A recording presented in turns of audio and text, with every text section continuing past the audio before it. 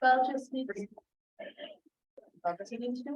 So I will call the council committee and special town council meeting of December 19th to order. We have a full agenda of committee work and then a special council meeting, which has one action item, a new item of order, and then 4 executive sessions after that. Roll call shows that Sonia is attending the session in Bangor for us. We appreciate her willingness to do that. So she is not here tonight. And Cheryl Robertson is on her way.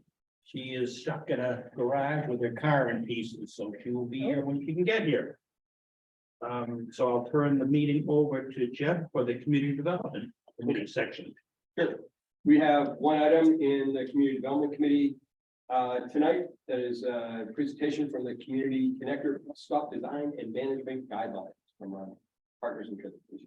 Hi, everyone. I'm Sarah Devlin. I'm the Executive Director of BACS, which is the Bangor Area Comprehensive Transportation System.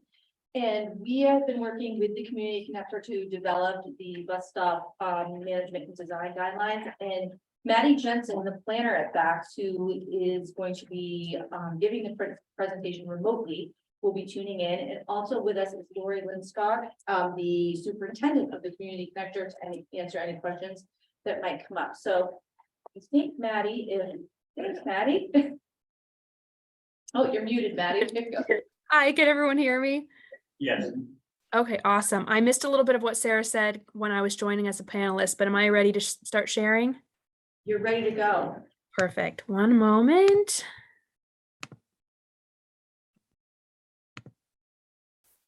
Okay, is everyone able to see that okay? Perfect. Thank you. So yeah, thank you so much for giving us the opportunity to stop by tonight. As Sarah said, my name is Maddie Jensen and I'm a planner with BACS. And our goal tonight is just to reacquaint you with the bus stop design and management guidelines and the bus stop designation plan. So just to quickly refresh you on these two projects, the bus stop design and management guidelines is a BACS document that was created as a sort of reference guide for Community Connector, the partner municipalities, the public, developers, etc. This document does not create any specific policies or outline any roles for maintenance. Its goal is simply to outline best practices, industry standards, and goals just for the design and management of bus stops. The bus stop designation plan, on the other hand, uses the guidelines document to identify fixed stops for each of the Community Connector routes as the bus transitions away from flag stops. So here I've just outlined both of these two projects and the work that has gone into them. You may remember that in spring of 2021, we visited you last to introduce you to this project and outline its goals. Shortly after that, though, work on the guidelines document paused for about a year. The bus stop working group, which is made up largely of municipal staff members, asked us to put a hold on the guidelines document until the bus stop designation plan was complete, so that we had a better idea of the magnitude of stops that were going to be added to the system and that would therefore need to be maintained. So with that said, here is the total of Community Connector stops that we are proposing to switch to fixed stops. You'll see Orono's numbers right here. Now, this does not include the Blackboro-Orono Express stops, as those are already fixed. These are just the new ones that will be added to Community Connector's system. I also didn't break it out between those that are on UMaine property. So this is just all in the jurisdiction of Orono. We are hoping to get endorsement from all of the partner councils this winter so that we can move into implementation of these stops in the spring. In addition to these stops, Community Connector has also received a grant to integrate technology into the system, which will hopefully not only be an amenity to the riders, but will also help us track ridership more precisely, which we will use in the future when making different funding or amenity expansion decisions. Next, I don't know if Sarah, you've already passed out the budget, or the draft budget. But if we could take a look at that, I could point I out. a already couple- have it, I believe. You have it in your background. Okay, perfect. There were So- two budget documents, so you just want to make sure you tell them which one you're going through. Yeah, so either of them will be fine. They have the same information. One, I believe, is just a little bit expanded on maintenance. So first to point out that the implementation and maintenance costs are broken out via the formula, which is based on revenue hours. But the implementation costs are going to be covered 100% by another grant that Community Connector has received. The local match for that grant has been paid in FY23. You'll also notice that there's a pretty significant remaining balance after implementation costs, and that remaining balance will hopefully be used in the future to pay for costs like sign replacement, possibly getting new amenities like shelters or benches installed in some locations, and then site improvements. Were there any questions about the budget or anything that was outlined on that? Just to verify what you just said, so these numbers are just the numbers that are tied to our each individual town, but it's covered by a grant. Yes, I just broke it out so you could see how those stops and how the revenue hours break out into the implementation costs. But yes, implementation is covered through the grant, which your local share has already been accounted for in the last budget cycle, I believe. Thank you. I'm sorry, can I ask a question? So I might be looking at the wrong document, but I'm looking at a document that says Orono has 18 stops, and I thought Orono had 25 stops. 7 Yes. of them are allocated to you, Maine. Okay, so in Maddie's presentation, it just aggregated. Oh, I'm sorry. Yeah, so in the presentation, it's the full Orono jurisdiction, and then in the budget, it's broken down through the different funding entities. So, and that is, the 7 university stops are different from our connector, correct? Yes. No, sorry, the community connector stops include those that are on UMaine and UMaine jurisdiction or private property, but Blackbird Orono Express is kind of a separate system, though they are already fixed stops. So you'll see there's the community connector line item, and then underneath it is separates it out into Blackbird Orono Express. And I just separated those out because they're different systems and they have a different funding formula.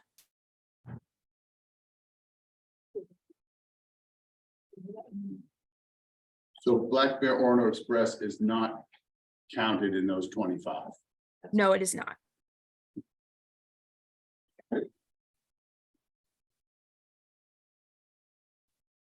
But Blackbird Orono Express, the implementation of those signs will also be covered with the grant, and the signs will be replaced at the same time as the rest of the community connector stops.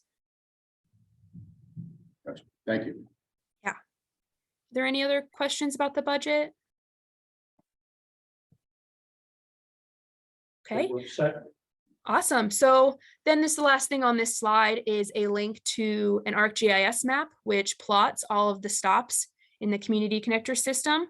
I'm not sure if you all had a chance to look at that or had any questions about any locations in Orono or elsewhere. Just add that I'm so sorry. I was gonna say, I haven't looked at that. I didn't know that we had a link to the stops already, so I'm sorry. Can you pull it up, Maddie? Yeah, of course.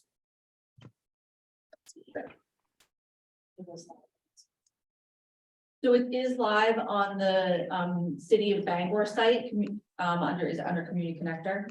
And this did have its own public engagement process. We held a series of meetings, outreach, and we did have a public meeting to go over all the stops and receive feedback. So this is a result of all of that, and we worked with municipal staff for Orono specific stops to make any adjustments needed. So you might have to zoom in a little bit, Maddie. Is it the bright green, Yes. the Yeah. really blend? Mhm. Yeah, it really doesn't pop well on the screen, does it? No. Yeah, so I believe starting, let's take a look. Yeah, this is going through VZ. So the last one in VZ is right around their town offices and I think the fire department. And then it goes out a little stretch because there's not a whole lot of infrastructure to accommodate stops. But then they start around the golf course.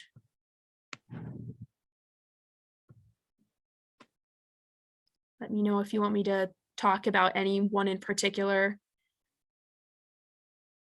I was actually really happy with all of the public comments we got through this process. We got over 50, and I think quite a few of them were actually based from people living in Orono, and we got some really good feedback on areas that we could adjust to help with certain traffic patterns or to better serve people who have mobility issues. Were those 50 comments from the public or from community staff and whatnot? Yeah, so we got feedback from town staff, and then we got feedback from drivers, since they drive the route every day and actually know the riders really well. And then after we made adjustments to this map based on those comments, we then released this to the public, and all of those, I think it was 55 comments, were strictly people from the public who either rode the bus regularly or just people who were interested and invested in people in the community being served by public transit.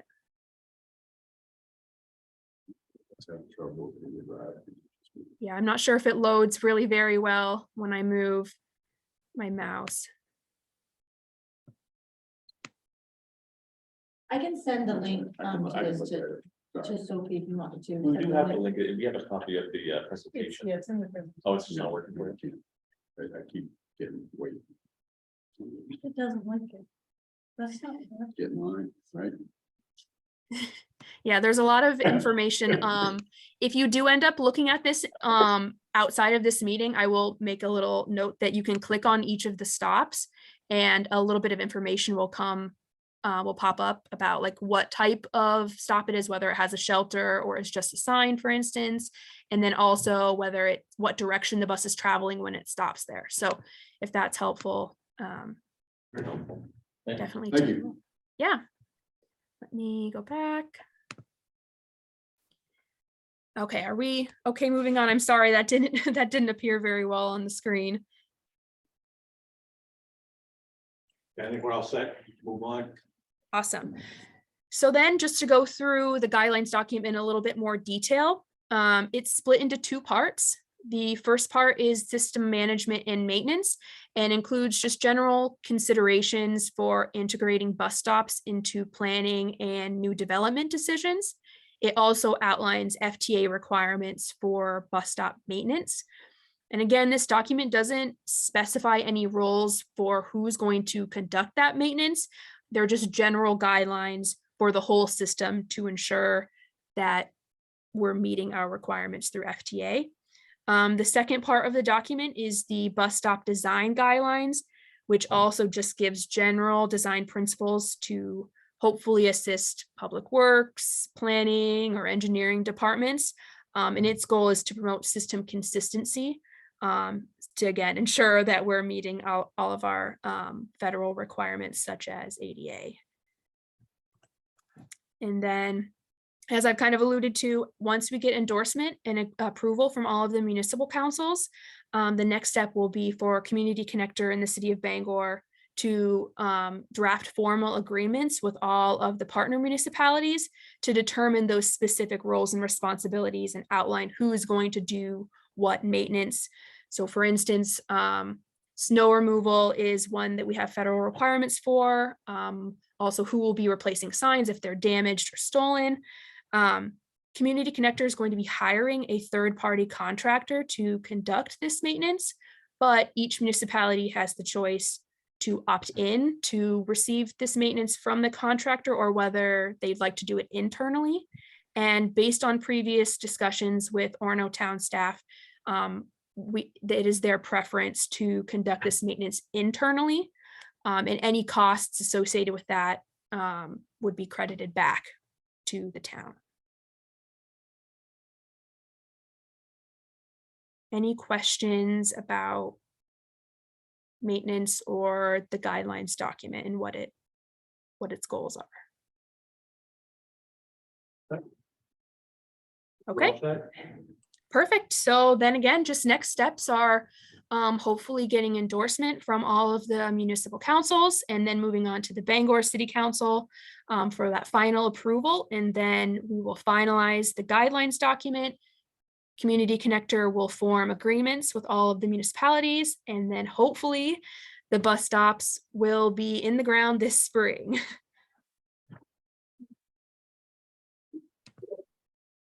And that Thank is you very all I much. have. So I would just say Bax and the City of Bangor Community Connector have just done a ton of work to move this forward. It's a partnership that I think works really well for us, at least. We wanted to go through this, not because you have to make a decision. I want to start the meeting off easy for you, no decision. But to make sure that you understood when the agreement came up, what the agreement was for. And in some ways, I think for some folks, the idea of moving to a fixed stop can be kind of scary thing. It's change. Change can be scary, but the benefits that we will get out of this in terms of consistency and ability to use technology, we think will really help our residents be able to better utilize the service. Also think in terms of safety, and the steel banks are high and we've got people inside the road. Yeah, I appreciate all the thought that's gone into this. I've been riding this bus since I was a little kid.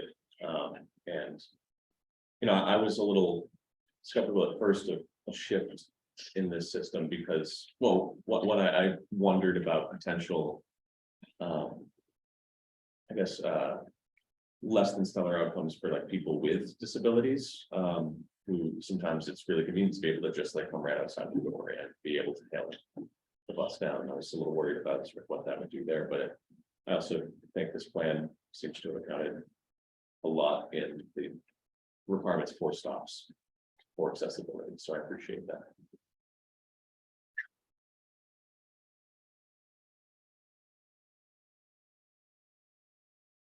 Anything else? That's all we do. All right, well, Sarah, Lori, Maddie, thank you very much. We appreciate the update. Thank for you. Thank you. It's funny, I'm like the opposite. I come from a place where it's weird. It's weird to imagine flagging down a bus. The MBTA would never. No. They'd drive right by you. Okay, we're gonna move on to Finance and Operations Committee. And we have one item, potential budgetary impact of service reduction did increase in recycling processing fees. And that is either Rob or Sophie. I'd like to start. So first, I want to just clarify why Rob and I are here tonight. This is not intended to be a referendum on whether or not recycling is a good practice. It's not intended to be a referendum on whether or not zero sort is the direction that the town needs to go.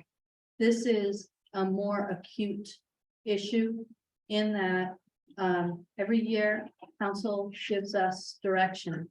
I have a long-standing directive from council that it approves a budget and I'm supposed to live within that budget. And I also have the expectation outlined in the FY23 budget that we are going to provide bi-weekly zero sort curbside recycling program for our residential customers. So when we built that budget, we used the number of $125 a ton. We knew at that point it was at about $135 a ton, but it fluctuates. It's a spot contract. That began to escalate to 165. When it hit 225 a ton, Rob sent me an email saying, it hit and it's staying, and I've had a conversation with the vendor that tells me not to expect it to come back down. So Rob does his back of the envelope financial wizardry. Yes. That's not an envelope. And when we did the math, it became very apparent that at $2.25 a ton, we would expect a budget overrun of about 13% or close to $12,000 for the year. That is not a budgetary overrun that I can simply absorb within the environmental services budget, which is a budget that council has adopted a bottom line for. So because we have conflicting information, it is, Rob and I are coming to you saying we have no room in that budget to cover. What would you like us to do?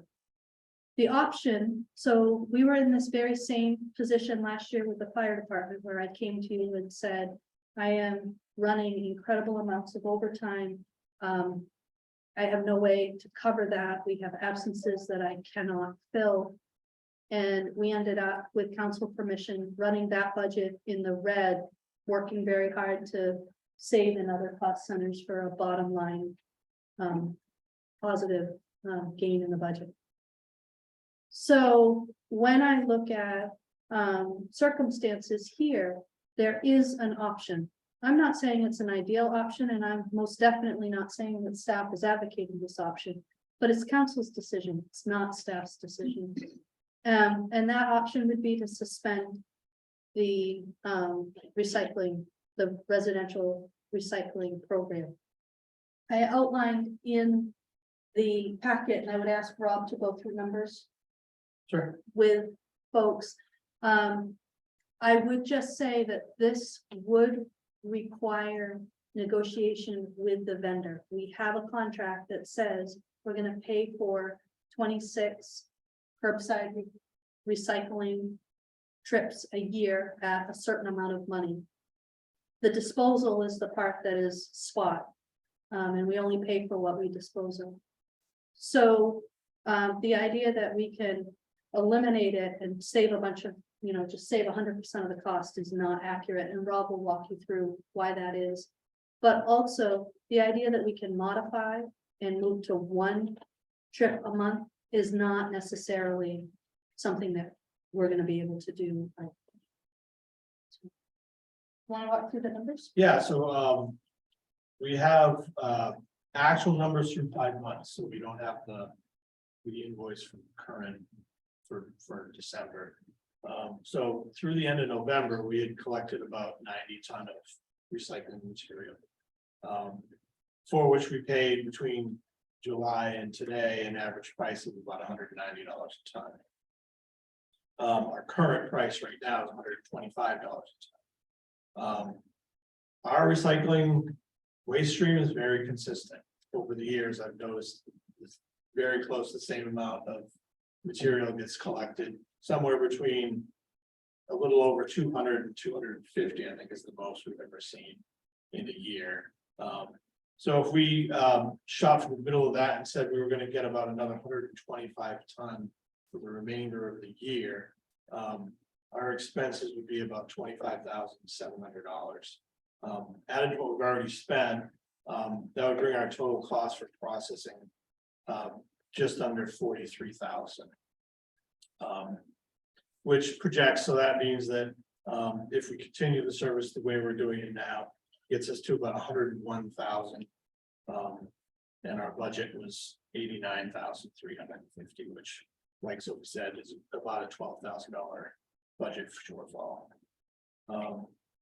If we chose to suspend the recycling program for the month of January, starting in the month of January, we would save the cost of having to pay for processing at $225 a ton, assuming that that material stays in Orono and gets collected as MSW. We would still have to pay the tipping fee for that material. So that's $82.69. So the difference in processing is about $8,600. The larger cost reduction would be in the collection contract. So assuming that I could negotiate some middle ground with our collection contractor to eliminate the 26 trips for recycling. They would need to add to their existing contract for MSW, assuming that those, because the tonnage would go up, so there would be more effort in those 52, the 26 collections that we have left. So I assume that we would save about 85% of what we had budgeted in collection for the next 6 months. So the reduced cost for tipping the material and the reduced cost for the collection contract will result in a total cost reduction of about $38,000 if we were to start it in January. So that's just that way. So we're looking for council direction. I'll be glad to start. For me, it's an easy decision. I can't imagine that we're going to abandon single sort recycling. It's a relatively modest overrun that hopefully can be accounted for through other cost centers, so the bottom line comes out all right. If Rob runs out of sand, we don't say stop sanding the road. We overrun that sand and hopefully it all works out in the end. If the diesel price goes up on his trucks, we don't say don't put any more diesel in your trucks. And I see it personally very much the same way. I can't imagine that we want to add what I'm now recycling to Juniper Ridge. How about other comments?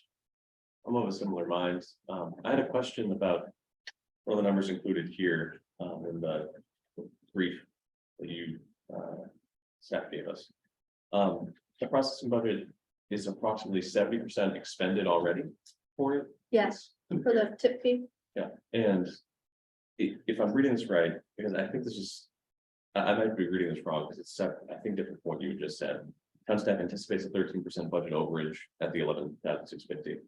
At the current rate of expenditure through February, so you're saying that by the end of February, we would be 13% over, or that would be through the rest of the year, and we're just accounting for the current rate of expenditure that is set through February. So what I meant when I wrote that. Okay. Is that we are expecting this rate of expenditure to continue, the $225 dollars a ton to continue through February in our financials, and then Rob has started to back it down after that. Perfect. But Thank you. so that 11,650 is kind of our best shot. If it stays at 225 a ton, it would continue, and if we saw overages that were significantly higher than that coming through, I would make you aware. But like I said, if I can't cover the bottom line, I kind of like to let you know sooner rather than later. So I have a question. Who is our vendor and why are the prices continuing to skyrocket like that? Who are we paying $225 a ton to for processing? Pay to sell it for the zero sort. Okay. So, okay, And it's so, that- that market cost right, is reflective of a national trend that's pretty consistent across the board. Where revenues for taking particularly zero sort materials to market is falling out, and so Casella made their that, revenues are down based on the tonnage they can collect. right. So here's my issues with this. First of all, I agree with Tom. All in one bin is not best practice. This you sort at the front, so you are separating. We have signed on to a recycling resolve. We are going to continue to recycle. Casella made $898 million last year. Sending our trash to Juniper Ridge, sending our, whatever it is. I understand that recycling is a kerfuffle right now. I get that. I mean, it's just, but I have a philosophical problem, and I know this is about the budget, but you know, it always boils down to cost versus the environment, and cost always wins out. And so I would agree to this if we had another option. So if there was a way to work the numbers so that the town of Orono had some other way to recycle either cardboard or whatever is marketable right now to get it out of our stream, to get it out of our MSW, something. I mean, I take my bottles to, you know, we've got a bottle bill. I take my hazardous waste to Old Town. I mean, I don't have a problem hauling cardboard to the landfill if we had a recycling container there or something. I mean, I understand to balance this, we need to have maybe something less costly. But we need to be recycling, and we need to say we're recycling, and we need to keep doing something. Because to just go all in one bin is not, it's not good for anything. It's not good for the town of Orono. It's not good for that massive disaster in Old Town right now. And we can't be contributing to it. So I'm not going to support, you know, this all in one unless we have another option or another alternative, less costly alternative that we can say, you know, Orono is still recycling and is still. Go ahead. So you and I've had We have. conversations and we are on the same wavelength that all in one bin is most definitely not the best practice for recycling in terms of how to get the best material that can actually be recycled, and that a lot of the material that people are putting in one bin ends up in landfill anyway, just not Juniper Ridge. Well, it is Because it gets kicked out through the process. Mhm. My issue is not a debate around recycling and recycling practices. It's around, we passed a budget. That budget included a year-long commitment for a zero sort. Our infrastructure supports a contracted zero sort program. We're getting ready to walk into the FY24 budget process. I have heard from 2 counselors already that priority is to address recycling, cardboard, stuff like that. So it's something that will get addressed. But for the question in front of council right now, in terms of, I can't just put something out at the landfill to collect recycling. It requires an amendment to our operation, an O&M manual. Mhm. It requires infrastructure, process, educating the public, which are all possible things to do. But I don't think it's an either or for this particular question, Cheryl. I can't turn on a dime today and come in under budget or at budget. That's, Well, I think we talked about a while ago, we talked about putting something out at the landfill. A container or something that doesn't require infrastructure, it just requires a container. I think Rob gave us a price on what that might be, and that was when we were talking about trying to get recycling at the complexes. At the Ave and at Talmar Wood and at all of the complexes that don't recycle right now. So 1/3 of our population doesn't recycle anyway. So we have that, so we had a conversation about something like that. And, you know, I just feel like once we start down that road and we, you know, Orono has been a holdout. I know Bangor is doing all in one bin and Bradley is doing all in one bin, and we've been a holdout and we have stuck to our guns that we're going to recycle. I think it is a travesty that Casella is making so much money and continues to increase the tipping fees. There's nothing we can do about that. I get that. I do understand that this is off balance. But I don't want to give up. I don't want to give up our recycling program.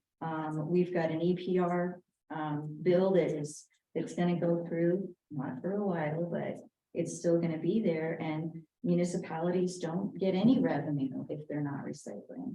So, you know, I just feel like this is another industry versus environment kind of discussion. And unless we can come up with, and I have absolutely no problem bringing this to the Environment Committee. I've got a ton of expert advice on that committee to find out, to bring the conflict and say, what can we do feasibly? What can we do feasibly and that's cost effective for our town so that we continue to be the forward thinkers that people are seeing in Orono. You know, I mean, I've got Dan Dixon who runs the sustainability program on campus. Are they going to stop recycling because Orono does? You know, it's like that's what they do. So I can't support this all in one bin, regardless of the cost.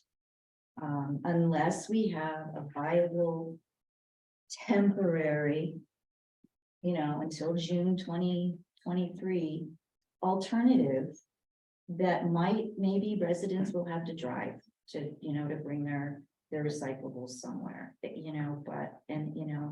to save us some money. But that's kind of where I stand, and I don't see me backing down from them, and I can get outvoted. I'm okay with that. So let's hear what other council have to say. Can I ask, because this came up in another meeting and I didn't fully know, and I'm still hearing all in one bucket, some of it doesn't get sorted. How much does get recycled from this, the way we're doing it now? Roughly Not much. 10, 20, 50, 90%, because I just have no concept, and It it came up in a depends. meeting, and you said, yeah, we're paying a lot more for something that we know that's kind of not happening, and I didn't know that, so I missed that in the budget process. So I'm trying to get caught up now. So we pay right now $225 a ton for what gets tipped as recycling. It does get processed out of our region as recycling. Depending on who you talk with, you talk to somebody in the industry and it's 50 to 60% gets recycled. You talk to somebody who's not in the industry, I've seen numbers as low as 8% gets recycled. From my perspective, not being the person that establishes the service level for this community, that's not my job. But as somebody who has been charged with implementing the education and the recycling program that we have right now, a lot of town resources, staff time, money went into getting this recycling program off the ground. I think regardless of where you end up morphing to, it's going to still need an infrastructure of educated people. One of my fears is an unintended consequence of saving money now is that you're starting from zero when you implement a new program. And That's what I was gonna ask is like. Yeah, I mean, I can understand the argument. We have a lot of tense conversations around budget time and like not wanting to overspend the budget, although I agree with Tom's assessment, like we would not put diesel in the trucks, like we would not sand the road. We know this is a service that the community wants in some fashion, right? But beyond that, is there a long-term benefit, even if it's a short-term cost or a short-term negative to us? Is there a long-term benefit potentially to just doing this now and then moving to some other? so the region's approach to municipal solid waste and recycling got upended when the coastal plant closed. So we were disposing our zero sort at 50% of the cost that we were disposing trash when the plant closed. And we had 5-year contract for that to continue. The region, as it grapples with solid waste in general, is also grappling with capacity to process recycling locally. We will know in the next 6 months what the plan is. Either we're all gonna be grappling for a lot longer to rebuild infrastructure, or we're gonna have a plant that is designed to take and clean recycling, which then drives that number way up. Leo, when you clean it. The percentage of getting, yeah, right. So, And if that's the case, you're saving money with the money that you're tipping, you're getting a different byproduct, and it makes sense to continue that program. That's why we've been in a wait and see. When everybody else went all in one bin, Rob and I had significant conversations in amongst ourselves, and then again with council, when we came with a recommendation that it's gonna cost us more, but we think we need to stay the road. And then when the plant closed, as you recall, we came back to you and said it's gonna cost us more per ton. But we think it makes sense in this interim period to continue the service and the infrastructure that we currently have. so if there's, the difference is, and again, that's 10 to probably 40% maybe gets actually recycled. And we're talking about a difference of about $50,000. If we do an $11,000 overrun, stay in the course, or we save 30. If we go the other course, we save, that's about $50,000.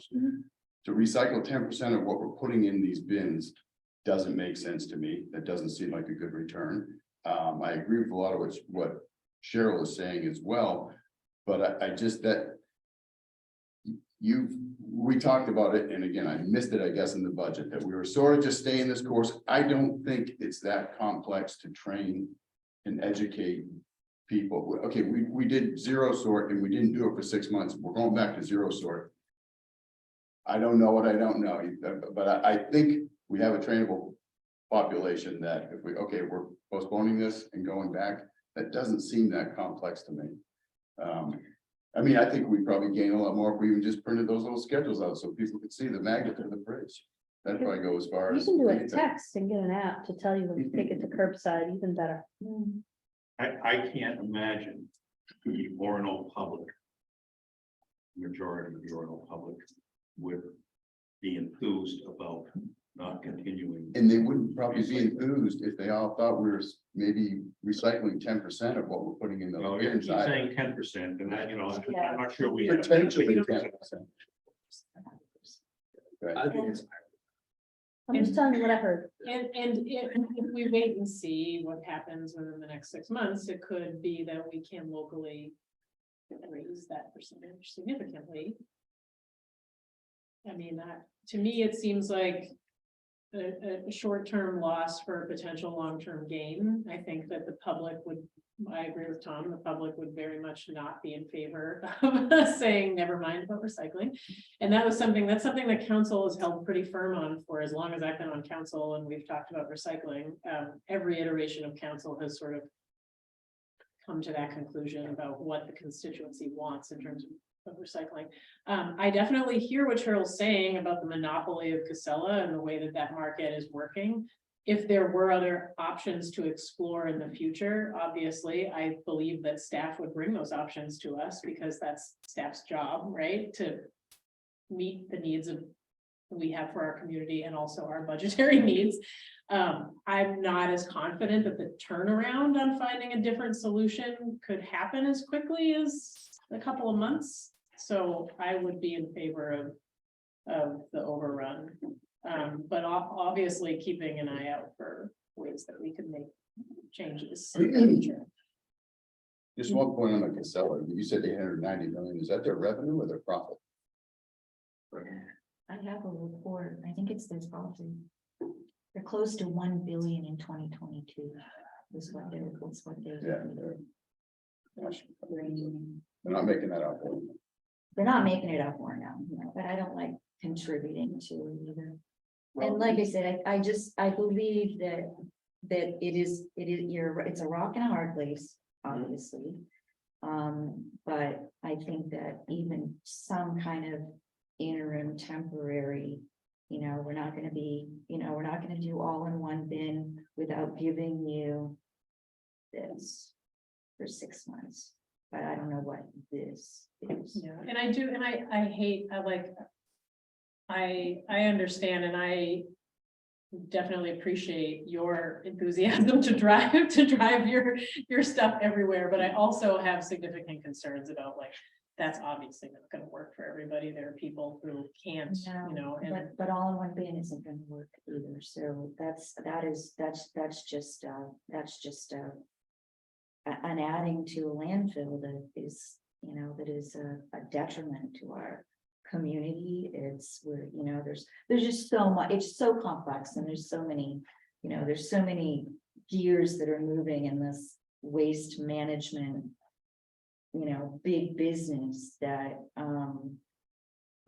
it's hard to know what the best thing is to do, and it's a travesty that they have been able to charge as much as they are charging, and it's a travesty that we can't recycle more. And you know, my ideology is that, you know, we actually have to stop our waste at the source, and consumerism needs, you know, we need to stop buying plastic, and you know, we need to stop doing things like that, but that's beyond our purview here. So, you know, so I'm not going to bring that to council, but I just can't, I won't be able to support an all-in-one bin. Jeff, I think you. Yeah, well, I was gonna ask Rob, all right, so we're at 225 now.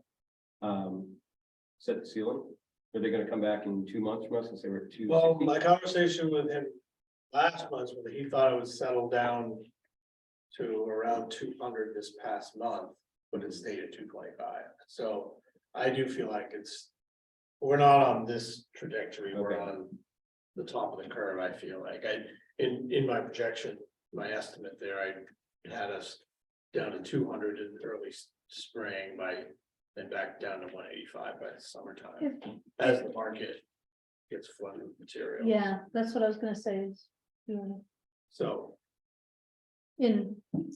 around the holiday season, there is a definite flooding of the market, which will drive the price up. For a bit. I guess my sense is that we lose a lot of momentum in whatever the next iteration of our recycling program becomes if we stop recycling cold turkey. So if Rob thinks that we can survive with a $12,000 overrun, and it's not going to turn into a $30,000 overrun. I mean, you don't have a crystal ball. we'll continue to monitor it for sure. I would support it through the end of this contract cycle. But I think we have to look at something different. Well, and the beautiful thing is that the recycling and MSW collection contracts are up on June 3rd. So we're moving through that process anyway. It's a natural cycle. So I think I'm hearing some consensus around continuing doing what we're doing for the remainder of the year, but also exploring alternatives for the following year, whether it's the plant back in operation in Hamden or a different kind of recycling. I think Cheryl makes all kinds of sense about the problem with zero sort Yeah. and another possible way of doing it. Am I on the right track here? Am I got a consensus on that? All right, so I'm gonna continue. Good. Continue on. Before we move into the next committee meeting, I just wanted to, Rob's gonna leave in a couple of minutes. I haven't seen him all day. But I just want to acknowledge that his team has a lot of people in new positions, some new people for us, and some operators that got moved into positions that they haven't had in the past. They started plowing a storm on Friday, and they were still at it when I went to bed on Sunday night. Midnight Sunday, I think, about 40 hours. yeah, I think his team did a remarkable job. And it is a testament to his planning and the way he deploys his team, that we were able to manage those 16-hour shifts and keep everybody safe and the roads cleared. So I just wanted to acknowledge that.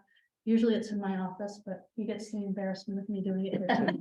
We're ambushing you. in a- Well-deserved embarrassment. About the team. Yeah. Absolutely. I happen to be driving in a neighboring community, which will go unnamed this afternoon. Sidewalks weren't even plowed on the main road, on a main road. So congratulations on a good job. We ready to move on?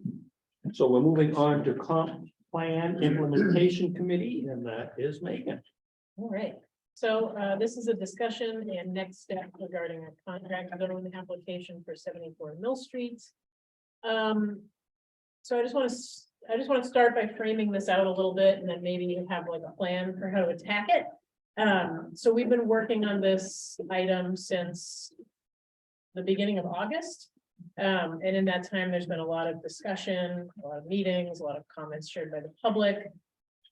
I think that tonight it would be really important and useful for us to try to focus our thoughts and our discussion, because we have, you know, other stuff going on at the end of this meeting. And so my role here tonight is to try to keep us on track while ensuring that everyone still feels heard in the process. So I had a plan to kind of walk us through some of those steps. So I'm kind of asking that you'll all bear with me and work through these steps. If at the end you feel that there's something that we missed or that you haven't been heard in some way, then there'll be plenty of time to entertain that and address that. In the 2 public hearings that we've had on this item and some email communication that we've received from the public, we've heard quite a lot of feedback from the community on this issue.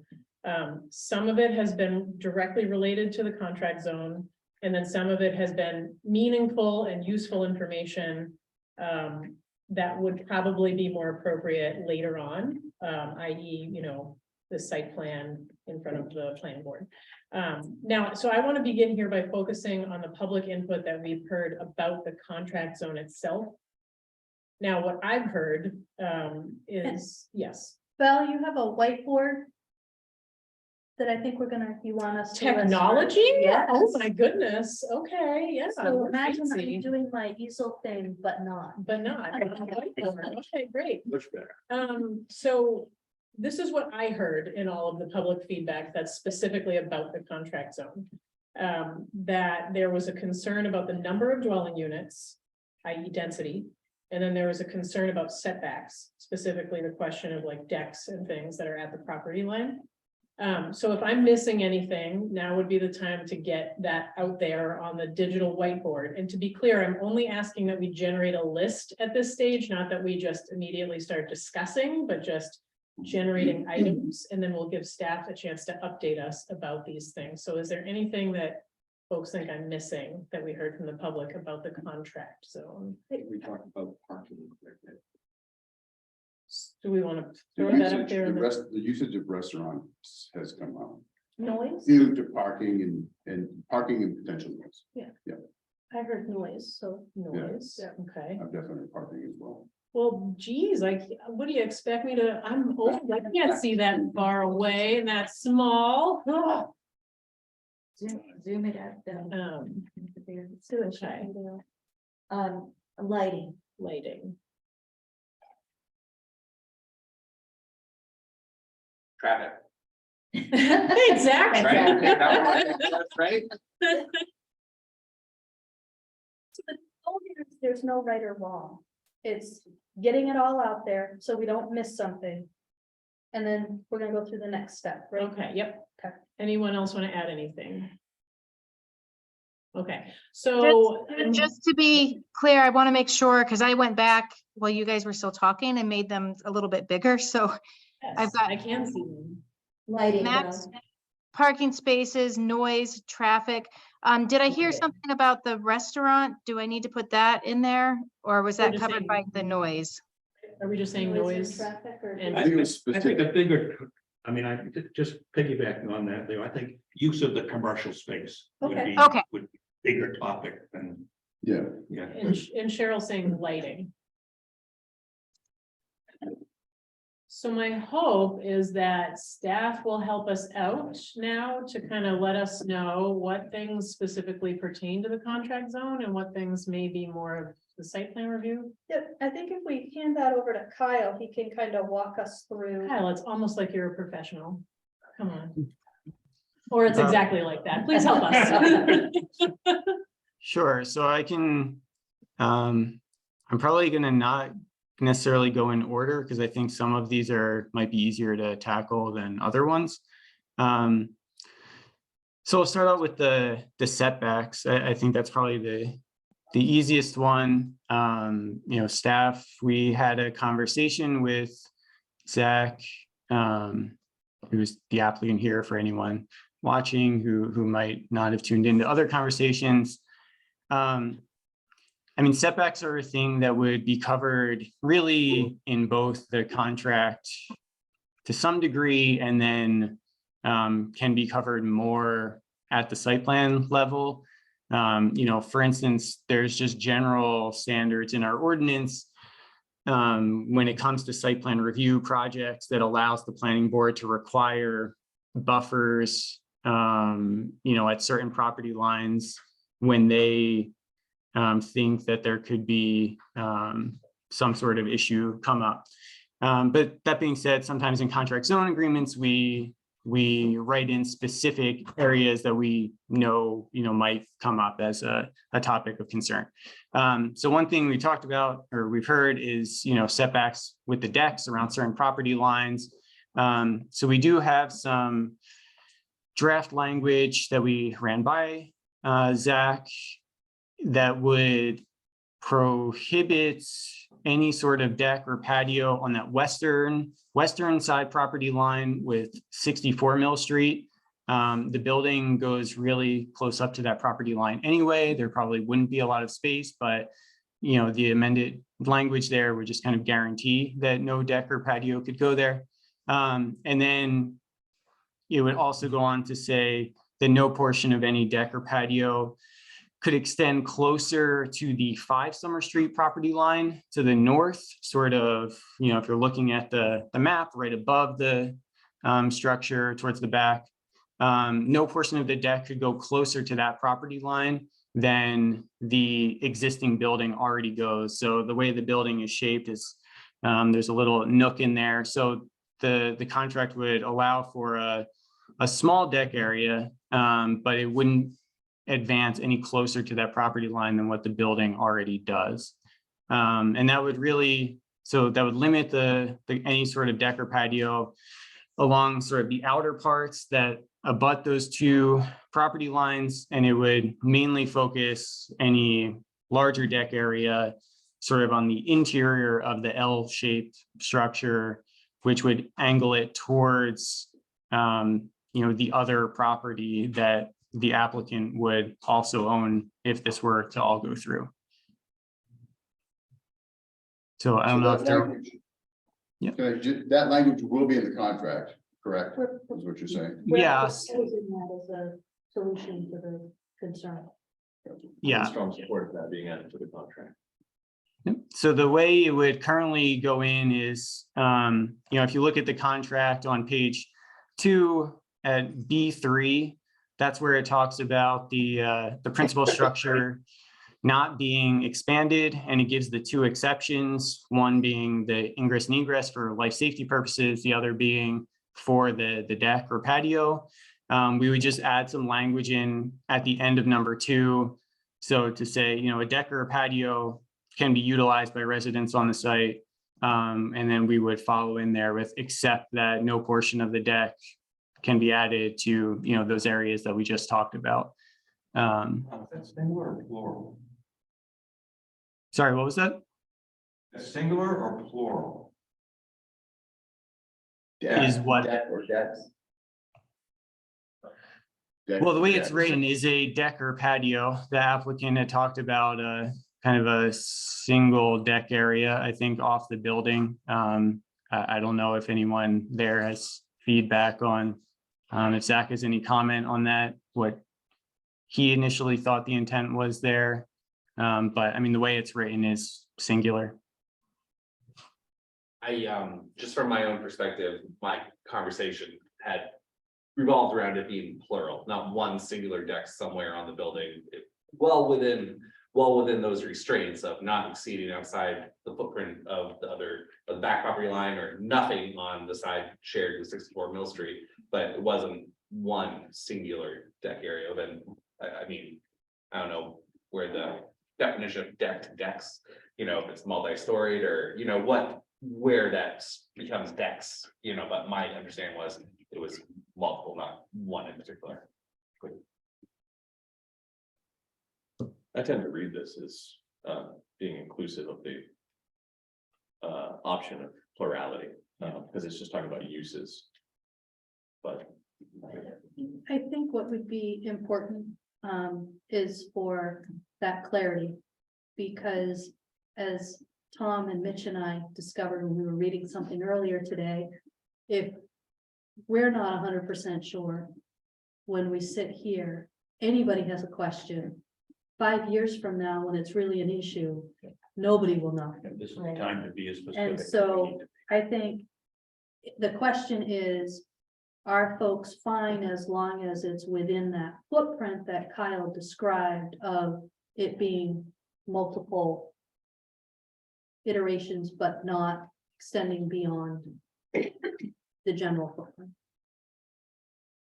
I see no reason not to allow plurality. Decks and or patios, as long as they are not on the sides that we were just discussing. Okay. But maybe I'm open to I hearing think, from others. so we're talking about in here is where there can be decks, right? No, inside the L, right? No, Right. It's both. when we're talking about here, he's saying none here,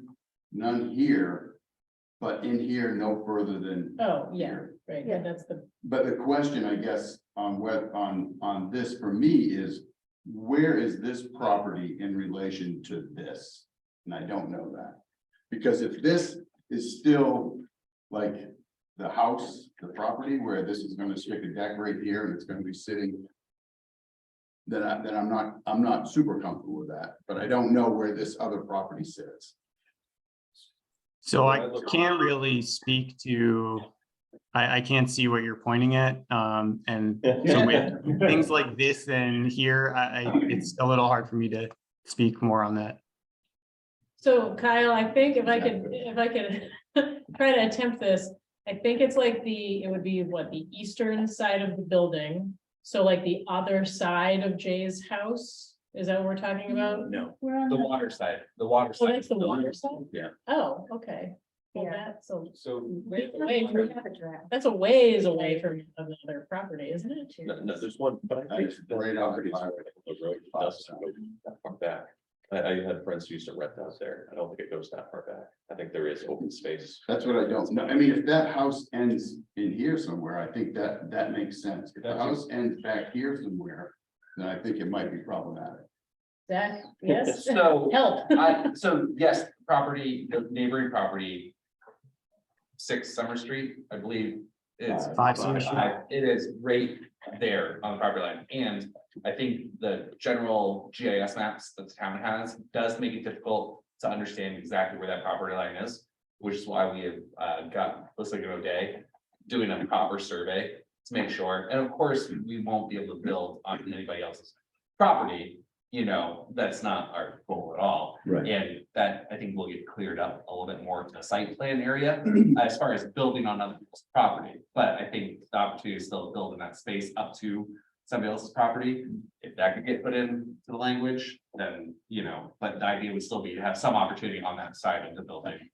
for use. So I just say that the reason that staff had kind of suggested that as a possibility was our existing language in the ordinance around non-conforming structures would allow something like that. So for instance, when you have a structure and part of it is non-conforming due to its proximity to a certain setback, and then the ordinance allows you to extend and really add on to that structure as long as you don't make it more non-conforming.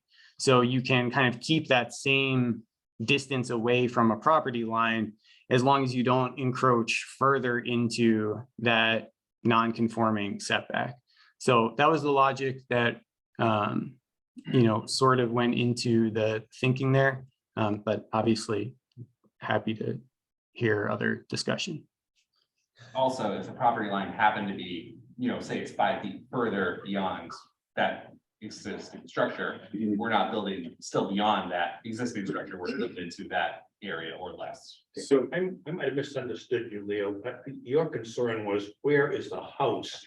Right, on it's that not, lot? that's what I was gonna say, it wasn't, it's not about Yeah. the property. Looks like It the is- house is right here, like if Yeah, the house we is don't- here. It's not here, you can't see it. This No, is I mean, just- I'm looking at it That now. part of the L, I'm looking at Google Maps right now, and it shows it does not overlook that house. The house stops right at that same spot. I know that Kyle can't see this, I apologize, but Yeah, that's. I it have my just map. faces the river, which I think Yeah. would be a shame if, you know, when you're building that, you couldn't It's- do a deck In there. line with this. So that, okay, that's where the gut is and that, so that. Kyle, would you like me to bring up Google Maps on the screen? I think, I know- we're set. I think we're set. I think that it sounds to me, if I could summarize this, that the concern that council is having is about somebody building a deck that's like hanging into someone else's house. And I think that as long as the contract zone is not allowing that to happen, that sounds like what we are comfortable with. Yes, is that what I'm? And I think that's what the language, as far as I'm understanding, Kyle. Yeah. That's what Kyle was saying. Yes. And I'm Yes, glad that for was the- clarification on the Summer Street house. Yeah, I think the back of that 5 Summer Street house does end pretty much right around where that area that a potential deck could go would begin. So I don't think there would be much overlap. But we can take a closer look before finalizing that language. So. Before are you still on setbacks, Kyle? I was gonna move on, but Okay, so before we move on, in general, do we have some majority? Okay, Yes. continue on. okay, so for a few of these, I think are pretty easy. Planning board takes the primary seat as far as driving the conversation and what work needs to be done for that. As far as traffic and lighting, I'm not sure. Sophie, I don't know if you want to just split these into council and planning board first and then dive more into each one of them, or I think if you have a solution that we've already kind of Yep. worked out, that we do what we did with setbacks to kind of clear Okay. the decks, just so we can get us down to narrow the discussion topics that council needs to kind of dive into. yeah, so I mean, just real quick, I mean, traffic, we've talked about it, is one of the big review criteria that the planning board looks at. The site plan would call for all sorts of traffic generation estimates. That's reviewed by town staff to see if there's anything that kind of sets off some alarm on our end. If a project meets a certain threshold, then a more in-depth traffic analysis is required that takes a look at nearby intersections and the impact not only on the immediate property and how much traffic is going to that one spot, but also the relationship of the surrounding areas. So that's pretty thoroughly looked at through the planning board, as well as is the actual, entrance points onto the lot as far as access into the whatever parking area on the lot. Lighting is another site plan review criteria. We have it in the contract zone already that the project would have to abide by fairly strict lighting standards at the property line. So that kind of already sets the bar so that there would be minimal impact and minimal lighting from any sort of, actual standalone light or building light spilling over into someone's yard. But then on top of that, the planning board would look further at some sort of lighting plan done by the applicant through the site plan application. Noise is another one that is, noise in general is, looked at through site plan application. One thing that we spoke about with the applicant that's not in the contract that we could also add through, another one of these kind of revised provisions. Once we take a look at that setback addition, we could also add something to the effect of this property, the way the contract is written right now, would abide by village commercial noise sound limits, basically.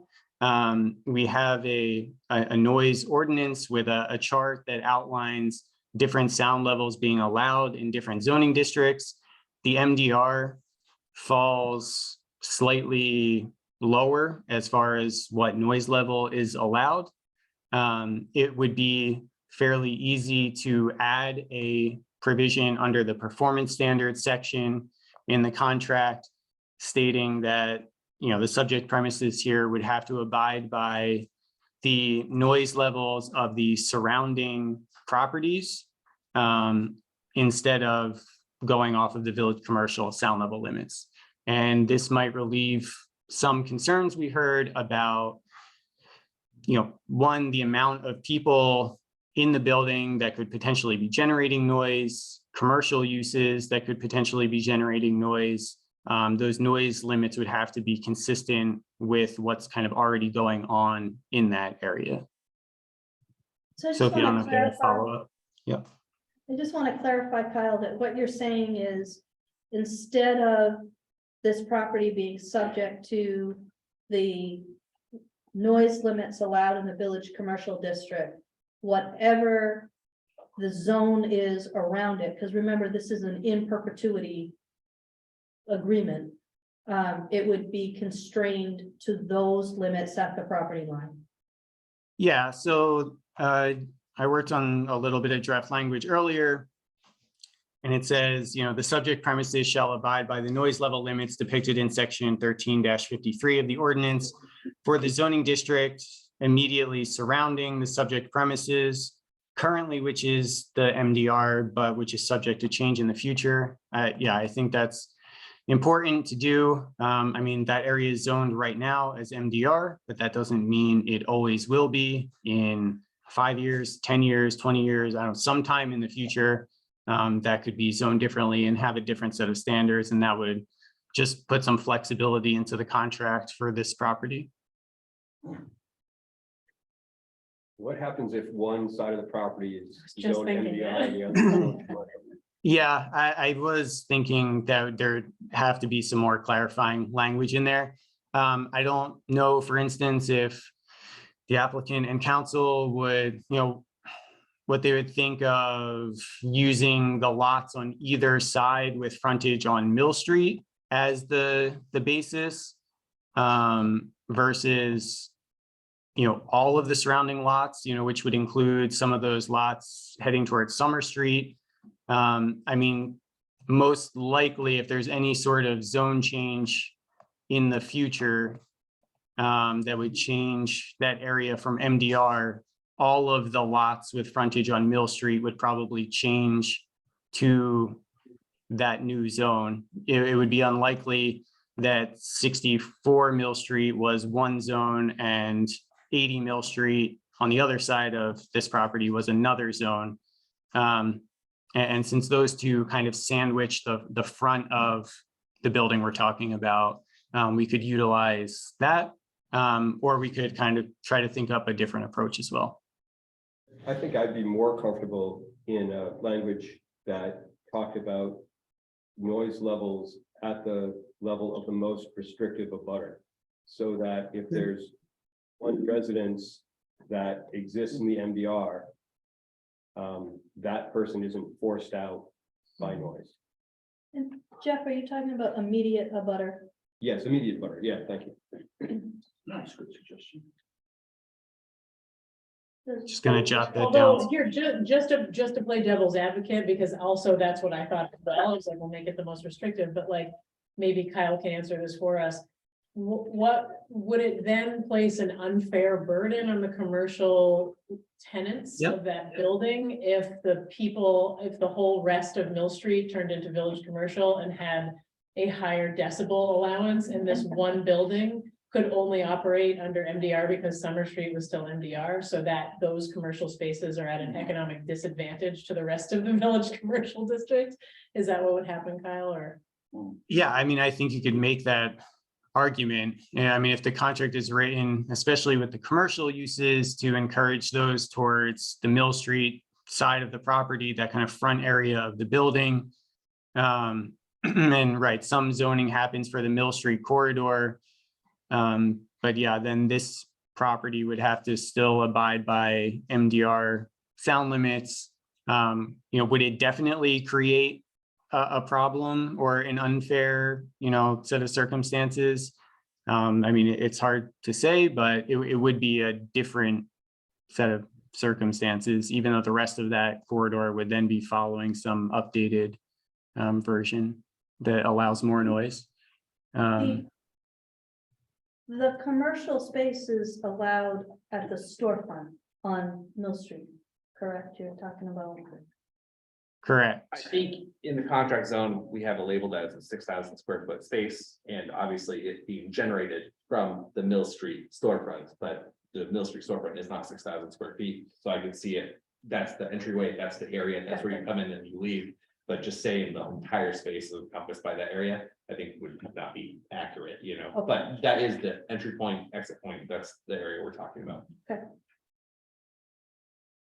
So I hear a concern about not wanting to unfairly tie this parcel to in a way that disadvantages it if there are zone changes in the future.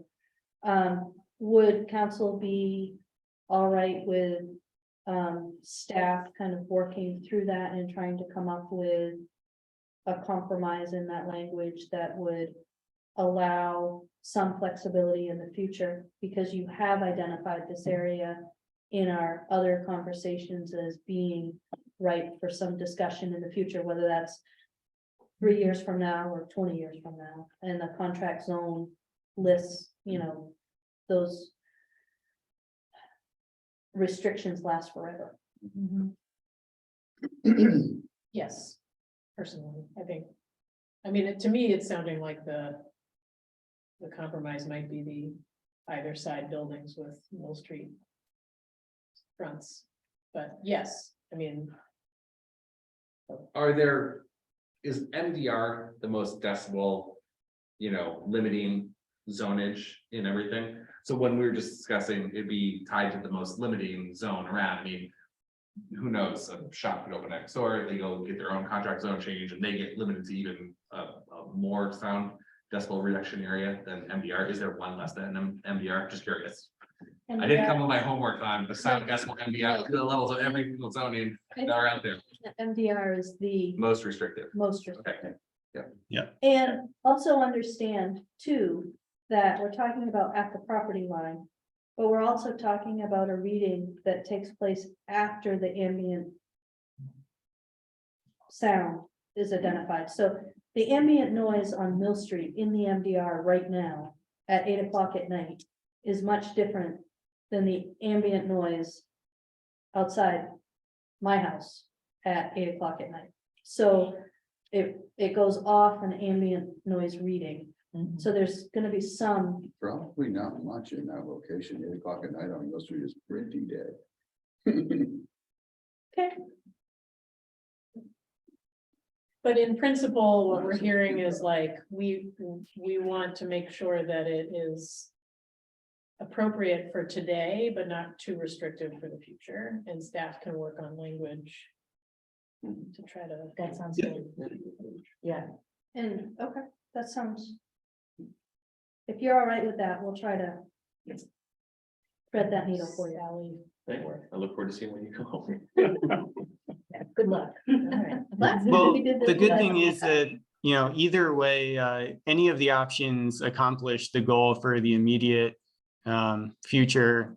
And then if for some reason, some aspect of that doesn't work, for some unforeseen circumstance in the future, it would be a pain, but it could always be amended in the future if it absolutely had to be. Hopefully not, though. Yep. All right, so I guess moving on, number of dwelling units. I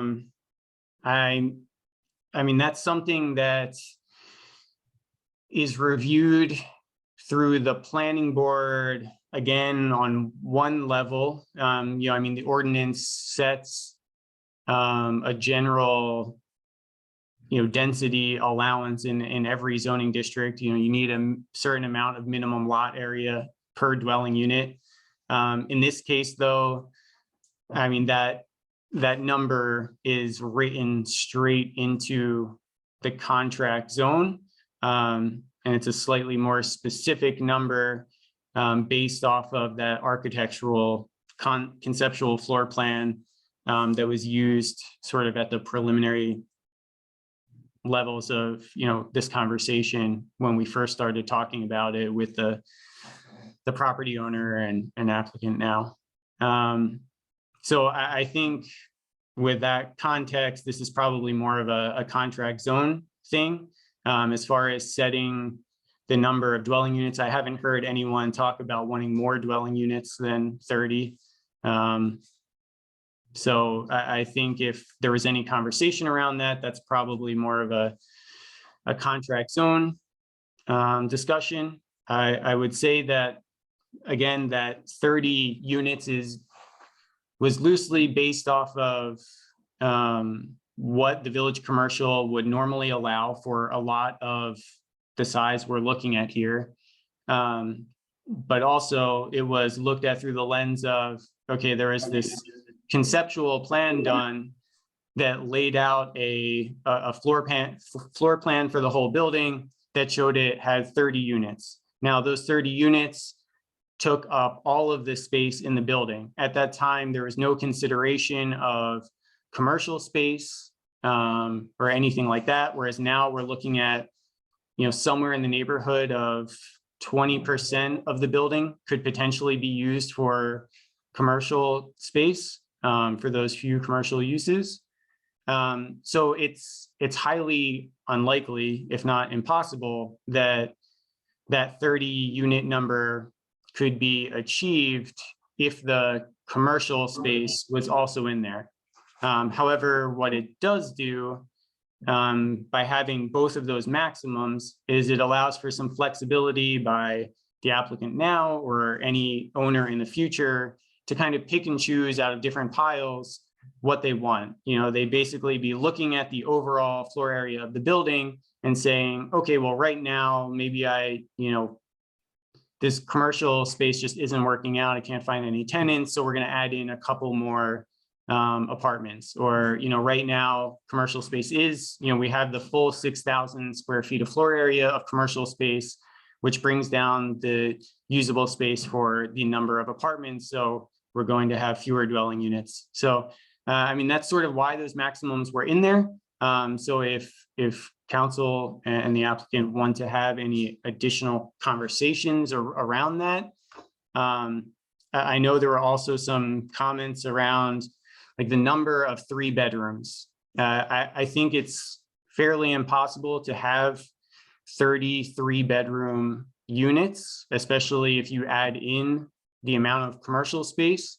But, staff did. Oh, that was actually something I was hoping that you could talk to us about in sort of like practical terms, like, so obviously, now math is not my strong suit, we all know this. However, like I can see how on paper on the surface, you might say, well, 30 units means that there's the possibility of up to 90 human beings living in that building. So if we were to limit it to only 20 units, then we know that they can't put more than 60 human beings in that building. And so that's a density we're more comfortable with, et cetera, et cetera. But can you talk to us based on your knowledge of the space and this contract, what the practical impact of the density would be in these kind of different iterations of how many dwelling units. I think you were going there with the 3-bedroom thing. Like, I would imagine that 33 bedroom units in that building would be like, I'm living in a shoebox. But can you talk to us a little bit about that? Right, yeah, I don't know if Zach has the exact square footage for the building. I think it's just over 30,000 square feet. Not in my head, So- yes, Kyle. You can't see me, Yep. but I am. So yeah, I mean, 30, if you're looking at 30 apartments at, roughly 1,000 square feet average for each unit, and I don't see too many 3-bedroom apartments at 1,000 square feet a piece, and that's using literally all of the floor space in the building for apartments, not counting any hallways or laundry area or an office or, whatever that may be. And especially when you take into account the potentially 6,000 square feet of commercial space, now you're down to the mid 20,000 square footage. So it's increasingly more unlikely that you would get any sort of really high number of the units being 3-bedroom units. But it's hard to give an exact estimate. I'm not an architect. I mean, we haven't seen the exact floor layout. If it was a real concern, I think, staff had a less, not creating any actual language that we talked about, but a notion about, you would be able to limit the number of 3-bedroom apartments, for instance. I think the applicant, had us based on that floor plan. There's probably a certain number that makes sense for the feasibility of the building. You could probably implement something there that doesn't at all impact, like, right, if you said, well, you could only have 23-bedroom units, like, well, I don't think it's likely that there would be anywhere close to 23-bedroom units. But if that made, people feel better, I guess that conversation could be had.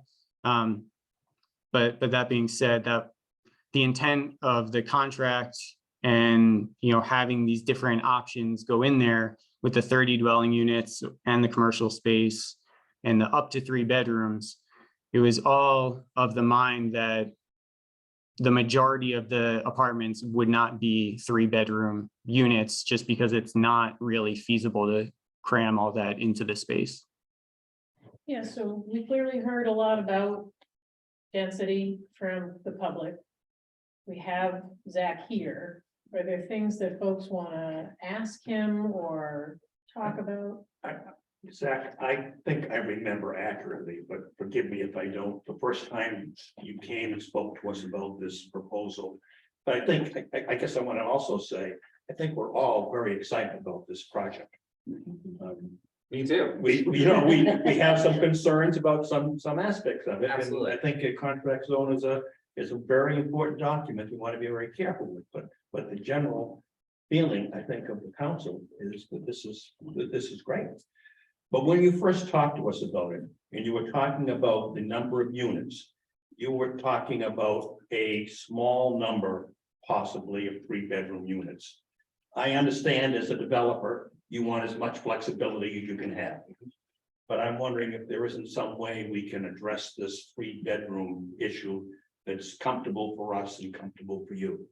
Absolutely. And I think this just rolls into the conversation about density in general. Like, if we potentially came up with a number of human beings, that's almost like the real measure of density, right? And that is a better maybe qualification for this, but we all use bedrooms. And when we talk about density, we also discuss, I think some of the other gating issues, noise, traffic, those other things. So those are all the things that we're obviously going to make sure fall well within in the site plan review. But when I originally approached the council to talk about this issue, and just this project and the number of 3 bedrooms, that doesn't fit our portfolio. We currently have around 70 units being worked on right now. 70 apartment units. I think we have 2 3-bedrooms in those 70 units. That's not our goal. That's not our model of what we do. We like smaller units, really well done, 1 bedroom, 2 bedrooms. Potentially, there's reason for having a couple 3 bedrooms, but that's not the bigger model that we operate off of, so that's not really our goal. Maybe a couple of the areas we could see that being, but if we had to come up with a cap or a number. As far as 3-bedroom units go, and that makes people feel more comfortable, I'm sure we can come up with a number that would work well. And just physically, the building's not set up for it. It's kind of a narrower structure. It's not wide open floor plans. When you come into these buildings with all these posts and all this historic material that you have to work around, windows primarily, it's very difficult to just make large expansive units. Also, as we talked about the square footage of the building, it's around 30,000 square feet. We would like to slate a portion of that, obviously, for the commercial space, but in our projects, we find around 20% of the overall building square footage is used for common spaces. Just literally hallways and, areas to get from one area to another. So in this particular building, there'd be another 6,000 square feet almost right off the top. So now you're getting down to more like that best 20,000 square feet for maybe a usable space. You just can't fit a whole bunch of 3-bedroom units in there. And if there were 3-bedroom units, bedrooms, there'd be far fewer units. And that's not really the model that we mostly operate off of. So the floor, this is the early floor plan, but it shows 1 level in there. It shows 12 apartments with the commercial space up front, correct? So I just, the floor plan that you guys have is a very basic model that Jay Shields got done before we came into the whole process of why and buy the building. It was mostly just a nice picture to show this is kind of how many units potentially you can fit in the area. It's not really our, pen to paper, long-term effort in identifying exactly how the units will be laid out or where they'll be. So I wanted to make sure you guys had something to see what the interior of the building looked like and whatnot, but it's hard for me to label that's my plan, because it's not really, it's an idea of what a plan for the building could be.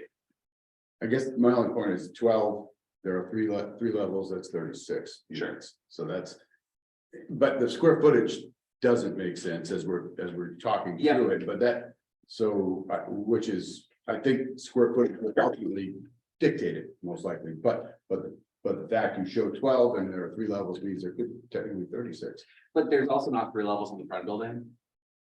And there's no basement on the front or the back building, so there are other mechanical areas where it's just not, the very center of the building is a 3-story and the back building is 3-story, but the front building is only 2 stories.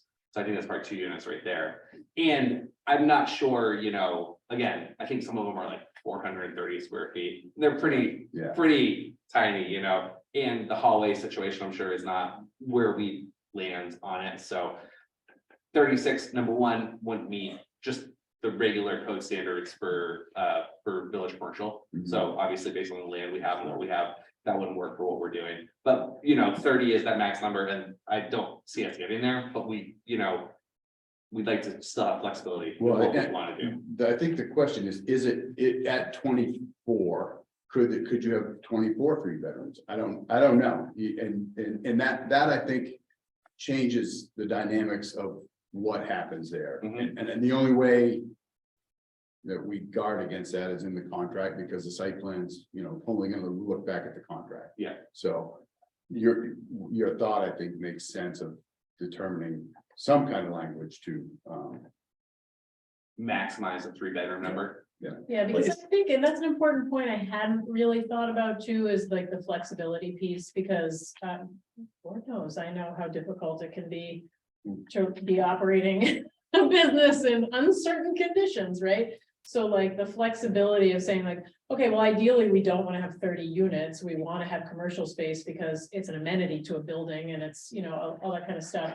But if the market turns and it's not good to have if no one's renting the space, we'd rather be able to maybe use that as, living space instead, and have that flexibility to expand and contract, instead of the idea that, oh, it will automatically be 30 units plus 2 commercial storefronts, It seems to me like the crux of the issue really has nothing to do with the number of units and just the cap number of bedrooms. Yeah. I think you can put it as however many or few units as you want. The concern with density is really just how many bedrooms we're putting in here. And I don't know what our options are as a council for putting into the contract, just that number, whatever would be mutually agreeable for capping density and number of bedrooms. Then you can put as many 3-bedroom units as you want, because I mean, it doesn't really matter to us.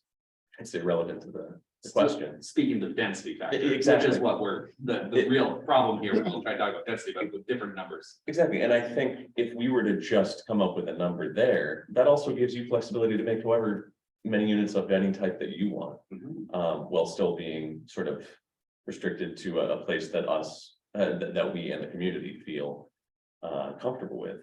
So I guess I'll just say The that. only caveat to that though is that, so I lean more towards what both Zach and Kyle have mentioned about putting a cap on the number of 3-bedroom units, because if you start talking about the number of bedrooms, then you can get into this complicated calculus when you're looking at the physical space you have, and you're like, okay, well, we only have X number of bedrooms to play around with, so, but we can't fit a 2-bedroom in this corner, so we'll have to put it, like I could see how that could become complicated because of the space.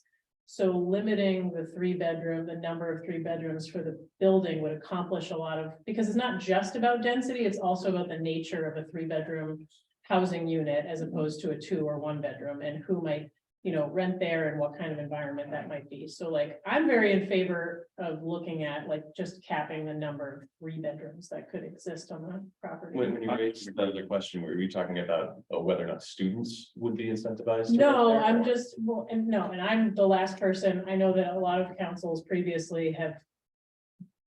I would say discriminated unfairly against student populations, I am not of that camp. But I do understand that when we look at, like. The types of noise complaints or like, I know that the number of bedrooms is a factor statistically in that. I personally am not saying like, oh, we shouldn't create housing that students would want to rent. Absolutely not.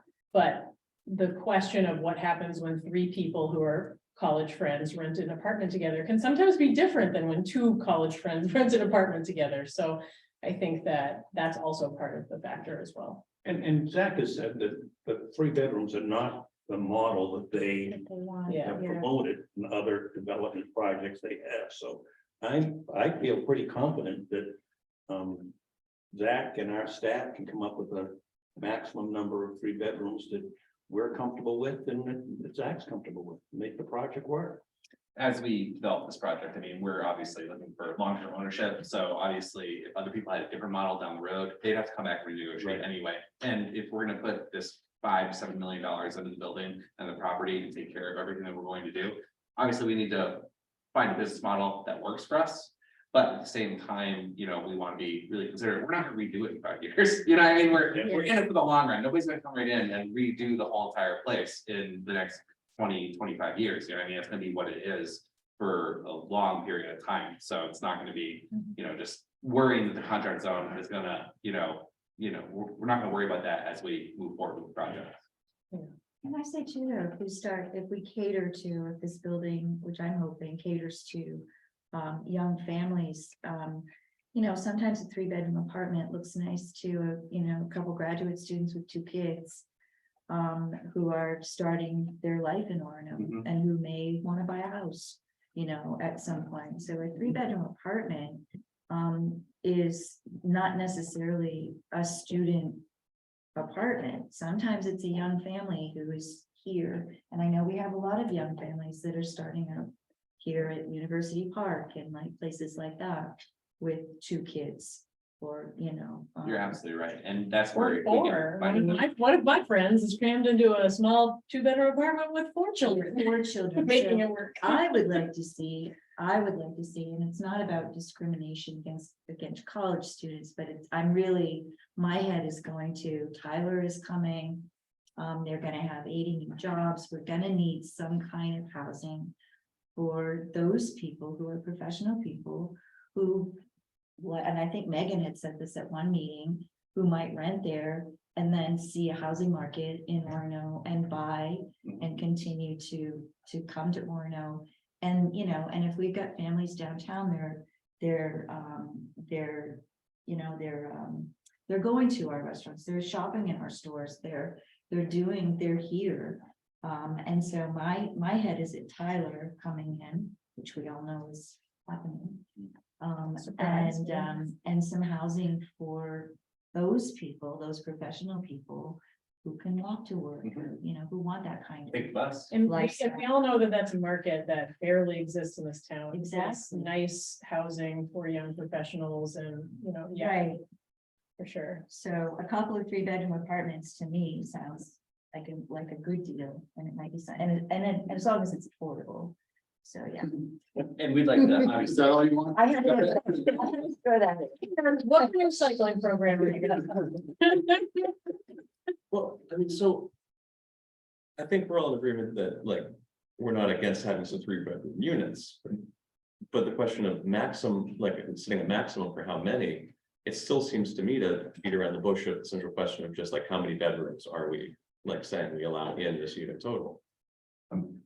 Yeah, I sort of agree, but I do think I do think we really changed the landscape from an MDR if we have 20 3-bedroom apartments there. So I lean more back towards, I lean towards limiting the 3-bedroom. I mean, I can be flexible and we want to be flexible. I need to be flexible just as we map out the entire business plan for how it all works. I mean, 20 seems like a high number. I don't think we could possibly do 20, but 20 does seem high. I mean, are we saying 10? Like, what is that, you know, how we discuss it over a little while? Is that, you know, making the number is the hard part. Right, in the interest of time in our schedule, like what I'm hearing here is that it sounds like the majority of us are more interested in seeing staff work something out with Zach around limiting the number of 3 bedrooms. Am I? Like, and I hear what you're saying, Rob, but I'm also hearing that a lot of people seem to be more leaning towards that other option. Zach, in your other properties, your other projects, maybe it's not transferable. What is the average square foot per resident? Or do you not know that? I don't know, that's a really tough one, just because every building's unique. We obviously specialize in these old historic buildings. It's not just a real quick math problem on like, well, we're gonna build a new unit, it's gonna be 24 units. The model is the space per feet or you know, it's like we take the historic value of the building, we work well within confines of the structure as we are not trying to create large additions onto this building, you know, and then as we go through the architectural design phase, we you know, we try to just, you know, and you know, we try to use every square foot, but it's a complicated process to go through that, so I don't have an exact number. Back to what you said something earlier about however many units you have, and you have only 2 or 3-bedroom units or something. Yeah, I mean, right now, we're working on 44 unit in Skowhegan. We're finalizing finishing the 15 unit rate in Bangor. We just started a 20 unit rate in Bangor. The 20 unit has 15 1-bedrooms and 5 2-bedroom units. The 15 unit in Bangor has 8 2-bedrooms and 7 1-bedrooms. Zero, not no. 0 and 3 units. So 0 to 3. So that's just, I mean, but these buildings lend themselves to that. They're a little bit different. I mean, that obviously our model is not 3 bedrooms. That's not even with large square footages. I think some of those units are up to 1,300 square feet. They're 2-bedroom, 2-bath, large open spaces for the kitchen and living room space. I mean, that's kind of more the projects that we have. So 10 sounds high. 10, you know, 10 gives me flexibility. At our previous meeting, you, I think it was just last week, you said you'd be very surprised. I don't want to misquote you if the project went over 23 or 24 units. Do you still think that? And if you were to just give a ballpark of like, how many bedrooms you think would be total? I think the challenge, obviously, with a project like this is in the end, it'd be really fantastic to find a really good end user for the commercial space or two that work really well as an amenity, not only for the building, but the neighborhood.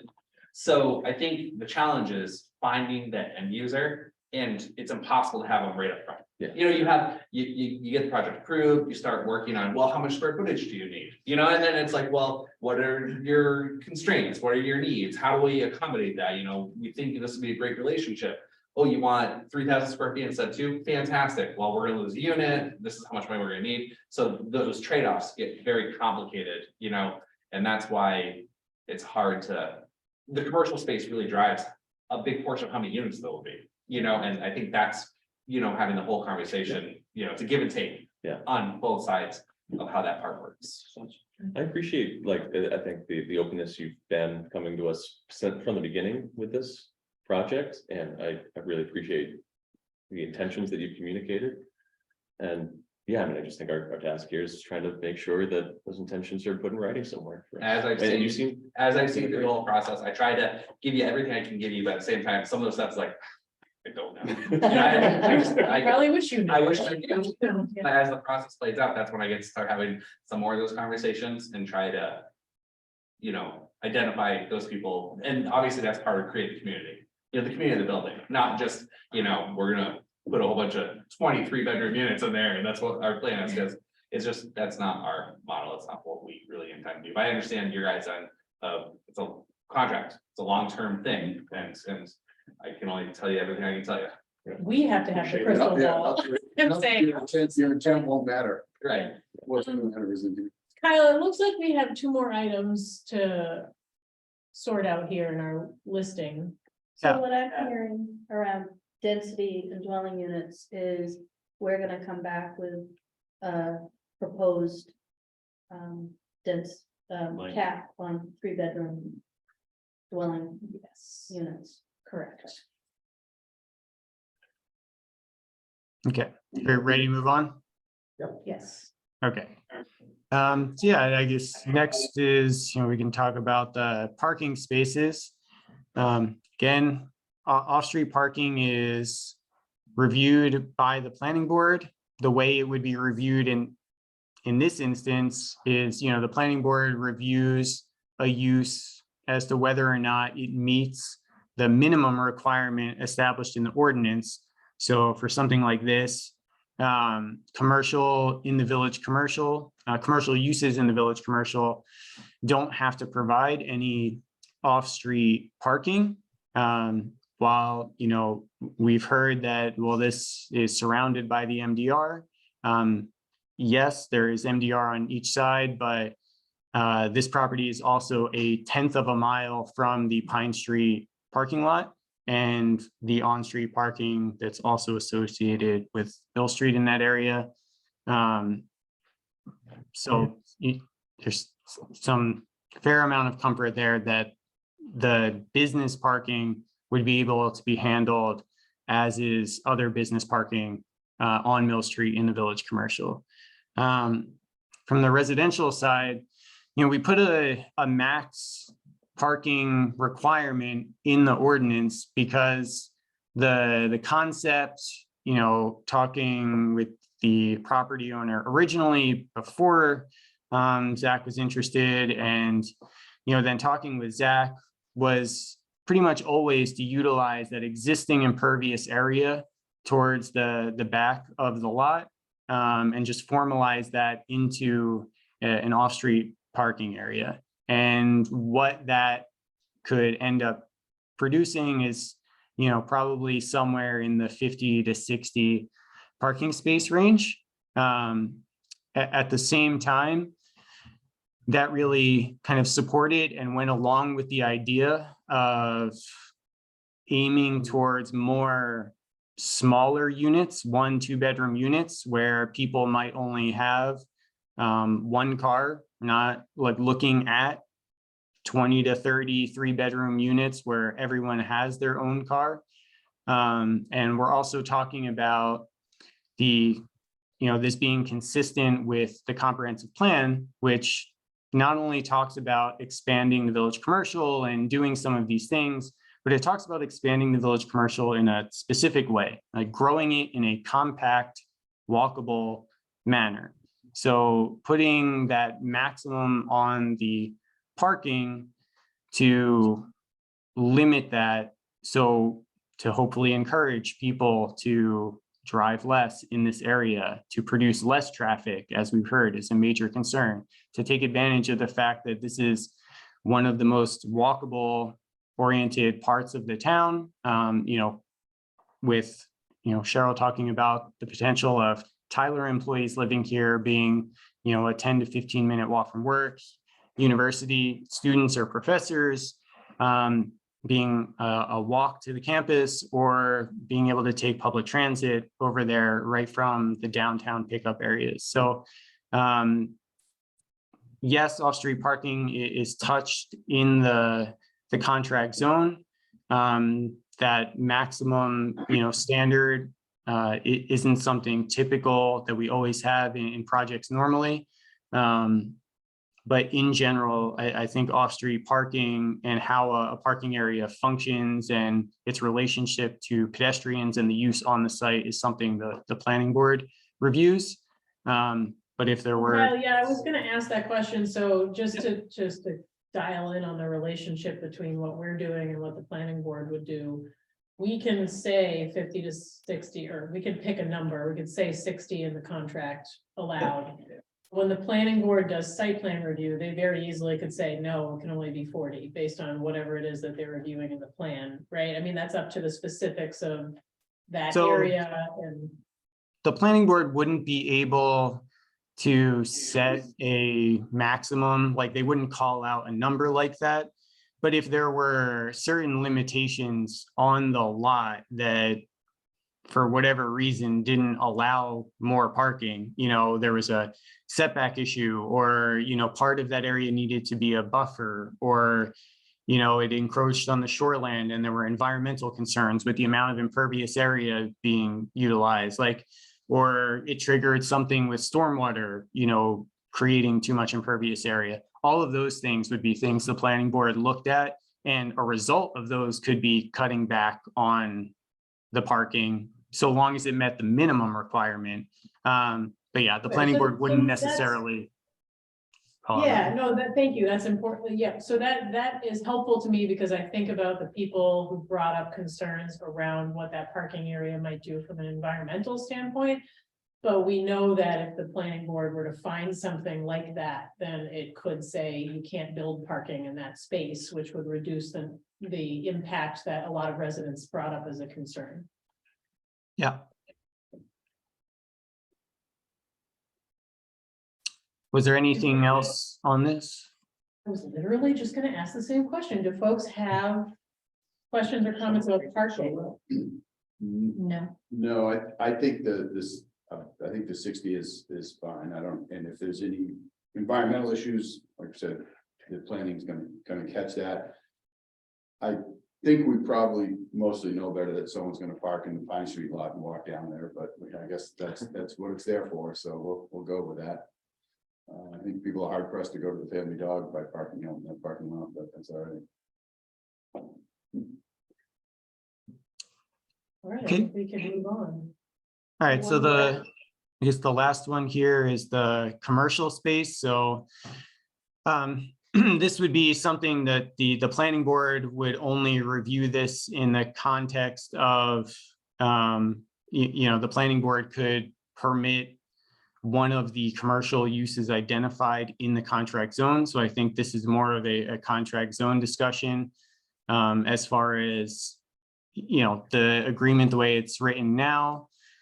Allows for office, retail, and service businesses, and then restaurants, which are really any sort of drinking establishments and nightclubs are kind of its own specific land use. So restaurants would, be any of your places where there's, there might be a restaurant with a small bar, or anywhere that's serving food, or a cafe, or any of those types of things would fall under that restaurant use. But things like drive-through restaurants or, dedicated bars or clubs would not fall under that restaurant use. But yeah, if there's any conversation around those specific uses, I'd be happy to answer any questions or That's my question to council. I mean, because we did hear conversation about that, and I know Leo's brought up the use. Did the conversation we had about noise solve the concerns that folks had about the type of use? It was that and parking, I think, but the parking is gonna be what it's gonna be, and I think the noise speaks to one of the pieces I heard, which is restaurant bar noise. So I think that sticking with MDR covers that. Can we specifically exempt in here, Kyle, the bar nightclub, just in case the definition of restaurant changes in the future? Because I think that's. Sophie, that was my retirement plan. That's exactly what I wanted to do. Right, so two. That's, So I mean, 36-2. I mean, that's obviously, I mean, we want to be good neighbors, that's not our intent at all. Yeah. Obviously, a nice local restaurant or something like that would be fantastic, but obviously a bar or like a strip bar, that's all it is, like the Bear Brew back in the day. Or something like No that, adult businesses. that's not at all, that's not our intent, so. Would that make sense, Kyle, just to? Yep. Yeah, I can clarify that and call that out more. So what separates a restaurant and a bar? So, I'll give you an example, Woodman's, right? Restaurant by It's a David, they restaurant. have music, sometimes they'll have live bands and things like that. They'll have their plan. There's a special permit Yeah, top of. so like entertainment, right? Special amusements. Special amusement that would allow those extra activities. So- In any place, it doesn't necessarily. Right, so is Woodman's considered a restaurant? or- It's a restaurant. So that'd be a restaurant. Yeah. So when Right, we're but looking we at land uses, we would look at the more primary use of the site.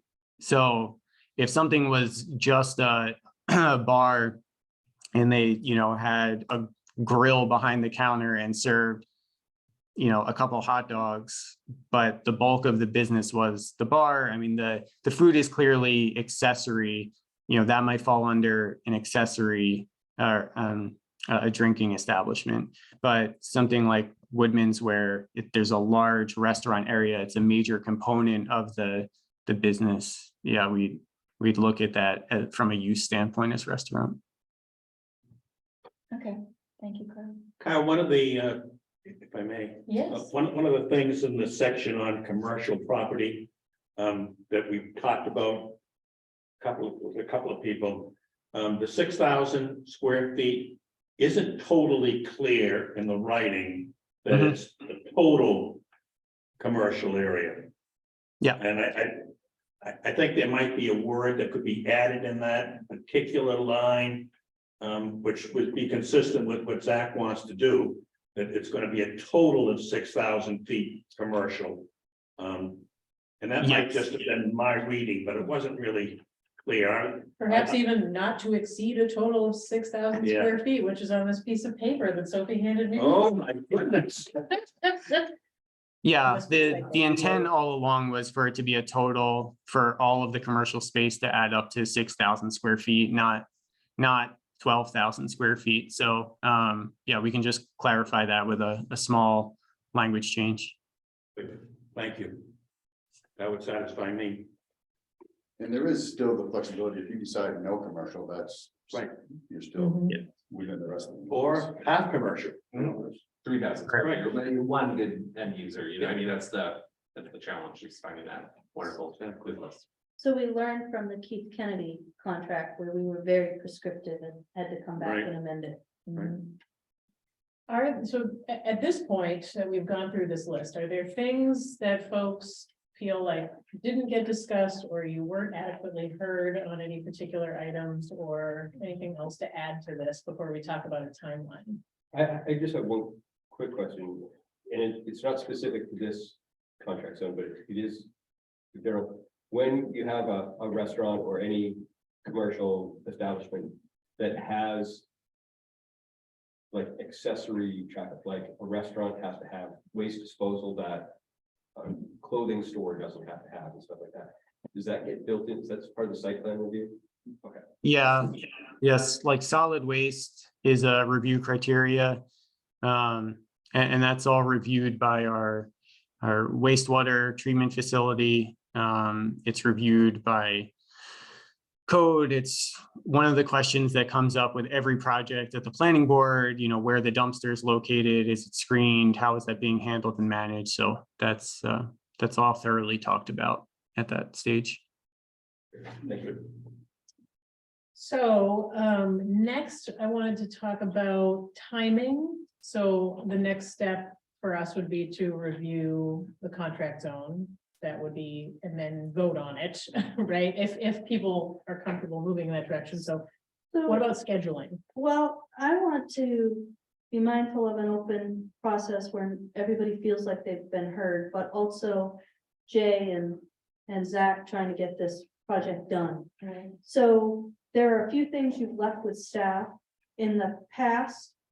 When that kind of narrows in, we have brought that to you as part of the final discussion. If we're narrowed to a point, and had some success with that thus far. So my thought would be, we have between now and our next actual scheduled meeting, which happens to be a regular council meeting on January 9th. And my thought would be, if before the holidays, we could get draft language back out for you to review. And with the plan, unless there's a major red flag that would cause the council chair to take it off the agenda, to move that forward for vetting and full discussion and formal consideration at that regular council meeting on the 9th. Seems good to me. That works for me. Give us a nice highlight on those changes. Yeah, absolutely. I mean, absolutely. And what we'll do is we'll get it out and. They're if- currently we'll have- highlighted in my draft. Yeah.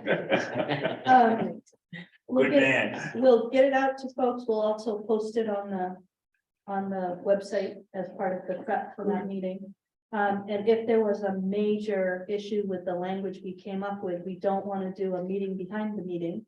But you most definitely could share that with me and the council chair, and we could kind of move forward based on what the concern is, and if it's something that we can just, and get another one out. Okay, so, Hopefully, we've had enough discussion well, so back and a forth. larger recap is that we are going to have staff go back, work on some language. We're going to see a draft of this. And then we will consider it on the 9th at the meeting. It's also important to consider that in addition to all of the discussion we've had and everything we've heard from the public will have another opportunity to discuss this when at the 9th, on the 9th at that meeting, right? When we consider it for adoption. My next question to folks is, we have a practice of allowing public comment at every meeting, committee or otherwise. Do folks feel that it would be appropriate to ask commenters to limit their comments to the process we've agreed upon tonight, instead of back into the discussion of, just in the interest of time, because we've heard, a lot of comment about specific things.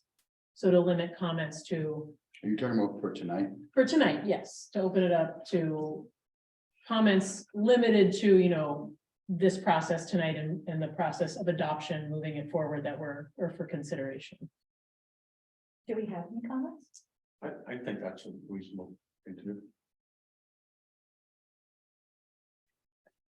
I think, I guess I'd say unless we miss something, so I don't know. Right, Yeah. I guess what I'm just trying to express is maybe not going back over the items that we just went over tonight, but to talk about anything we missed or comment on the process that we've just concluded here and the plan going forward. Okay, do we have any, hey guys, do we have any public comment tonight or online, Bill? I don't see any hands raised at this time. All right, well, it sounds like no takers. Okay, well, in that case, who am I tossing this back to? You? It's been a very productive discussion. We Yep. made some nice modifications, and I really appreciate Zach's willingness to work with us on it. And I I appreciate Jake's willingness to work with me. It gets lost in the shuffle, but just as a history nerd, I'm very excited about the preservation aspect. I think that, it is kind of an eyesore at the moment, unfortunately, but it is a beautiful building. And I think putting the effort into resurrecting it. Like, I'm just really excited for that process. I really I'm looking enjoyed, forward to. I really enjoyed like the beginning part of this meeting because I love hearing about just all the stuff going on in town. I loved hearing the bus discussion because I'm like, wow, the bus is gonna go right by the building. They're gonna have stuff there, and all these people are gonna got it, and they're gonna walk to work. And then like the second one was talking with Rob about like the trash distribution and stuff. And I'm like, the greenest building you can possibly build is one that's already there.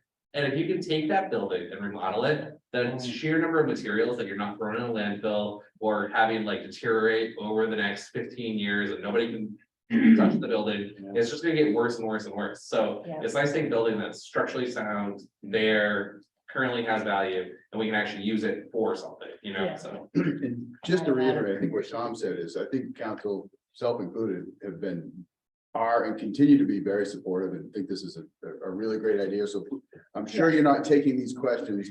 These are trying to get the contract They're good right. questions. Just doing our but due they're- diligence. Yeah, but very Yeah. supportive still, and I think it's gonna be a great asset. No, I appreciate it, Vice Mayor. Thank you. Okay, we're ready to adjourn our workshop, our council committee meetings, and I'm gonna move on. Oh, to Sophie's shaking. Oh, She's on stage. Okay, Sophie, all right. For the manager's report, we are excited to have, opened the Stillwater River Trail of Lights. I think, the Tony Francis and his crew have done a remarkable job with their piece. Mitch and his crew, along with Rob and his crew, they've done an amazing job. Unfortunately, it saddens me to report some vandalism on the private part of the trail. And I really hope I hope that's it. I hope we won't see any more. But it's frustrating when you work so hard to get something out for the community to enjoy, to have folks decide that it's a worthwhile endeavor to ruin it. So last I knew, Tony had gone out and kind of fixed what needed to be fixed, but I hope that will be the end of it. I had reported to council that I had been invited by President Farini Mundy to participate in the Main Day Task Force, where we were looking at the problems associated with a large disorderly event on Main Day every day. I was part of, I think, 21 people. I did meet separately with the president to express some concerns with the process, which whether an intentional effort or just circumstances, the way circumstances work, my concerns were addressed. And ultimately, the report that's going to go forth is one that talks about rebranding and changing the way Main Day. So I think the recommendation of this group is to move it away from a one-day Main Day event and instead have a rebranding, maybe back to the Ivy, maybe an Ivy week, maybe something of that nature that is totally refocused, rebranded. And the one nice thing is you have a variety of student groups and faculty groups represented around the table wanting to come together to address concerns. So it was actually a very positive effort, I think, and we'll see what President Farini Mundy does with that report. But I will say the town was included and we were given opportunity to express concerns. The town's position has been that we have no specific opinion on Main Day. We're not anti-Main Day. We're anti-large disorderly event that disrupts the community and taxes an already overburdened system. I am happy to announce that we received official word that Black Bear Hydroelectric has withdrawn its appeal of its assessed value it had appealed for the Board of Assessment Review. That leaves one final pending abatement for FY23, which is to CD Park 7 or the Ave. We're working through that process. Our assessor has rendered his final decision. We'll see what they come up with from there. in this particular circumstance, this is a question of vision value, so the company that did the revalue would actually be the one defending this in front of the Board of Assessment Review, which is good for us. We were asked to provide information around the effort to roll out the property tax stabilization program, and I don't think I've shared this with you, but I thought you'd be interested in the numbers. We received 360 applications. At this point, it looks like 359 of them will be approved and 1 denied. The sad thing is that one denial is actually, unfortunately, for just the type of person that this program is designed for.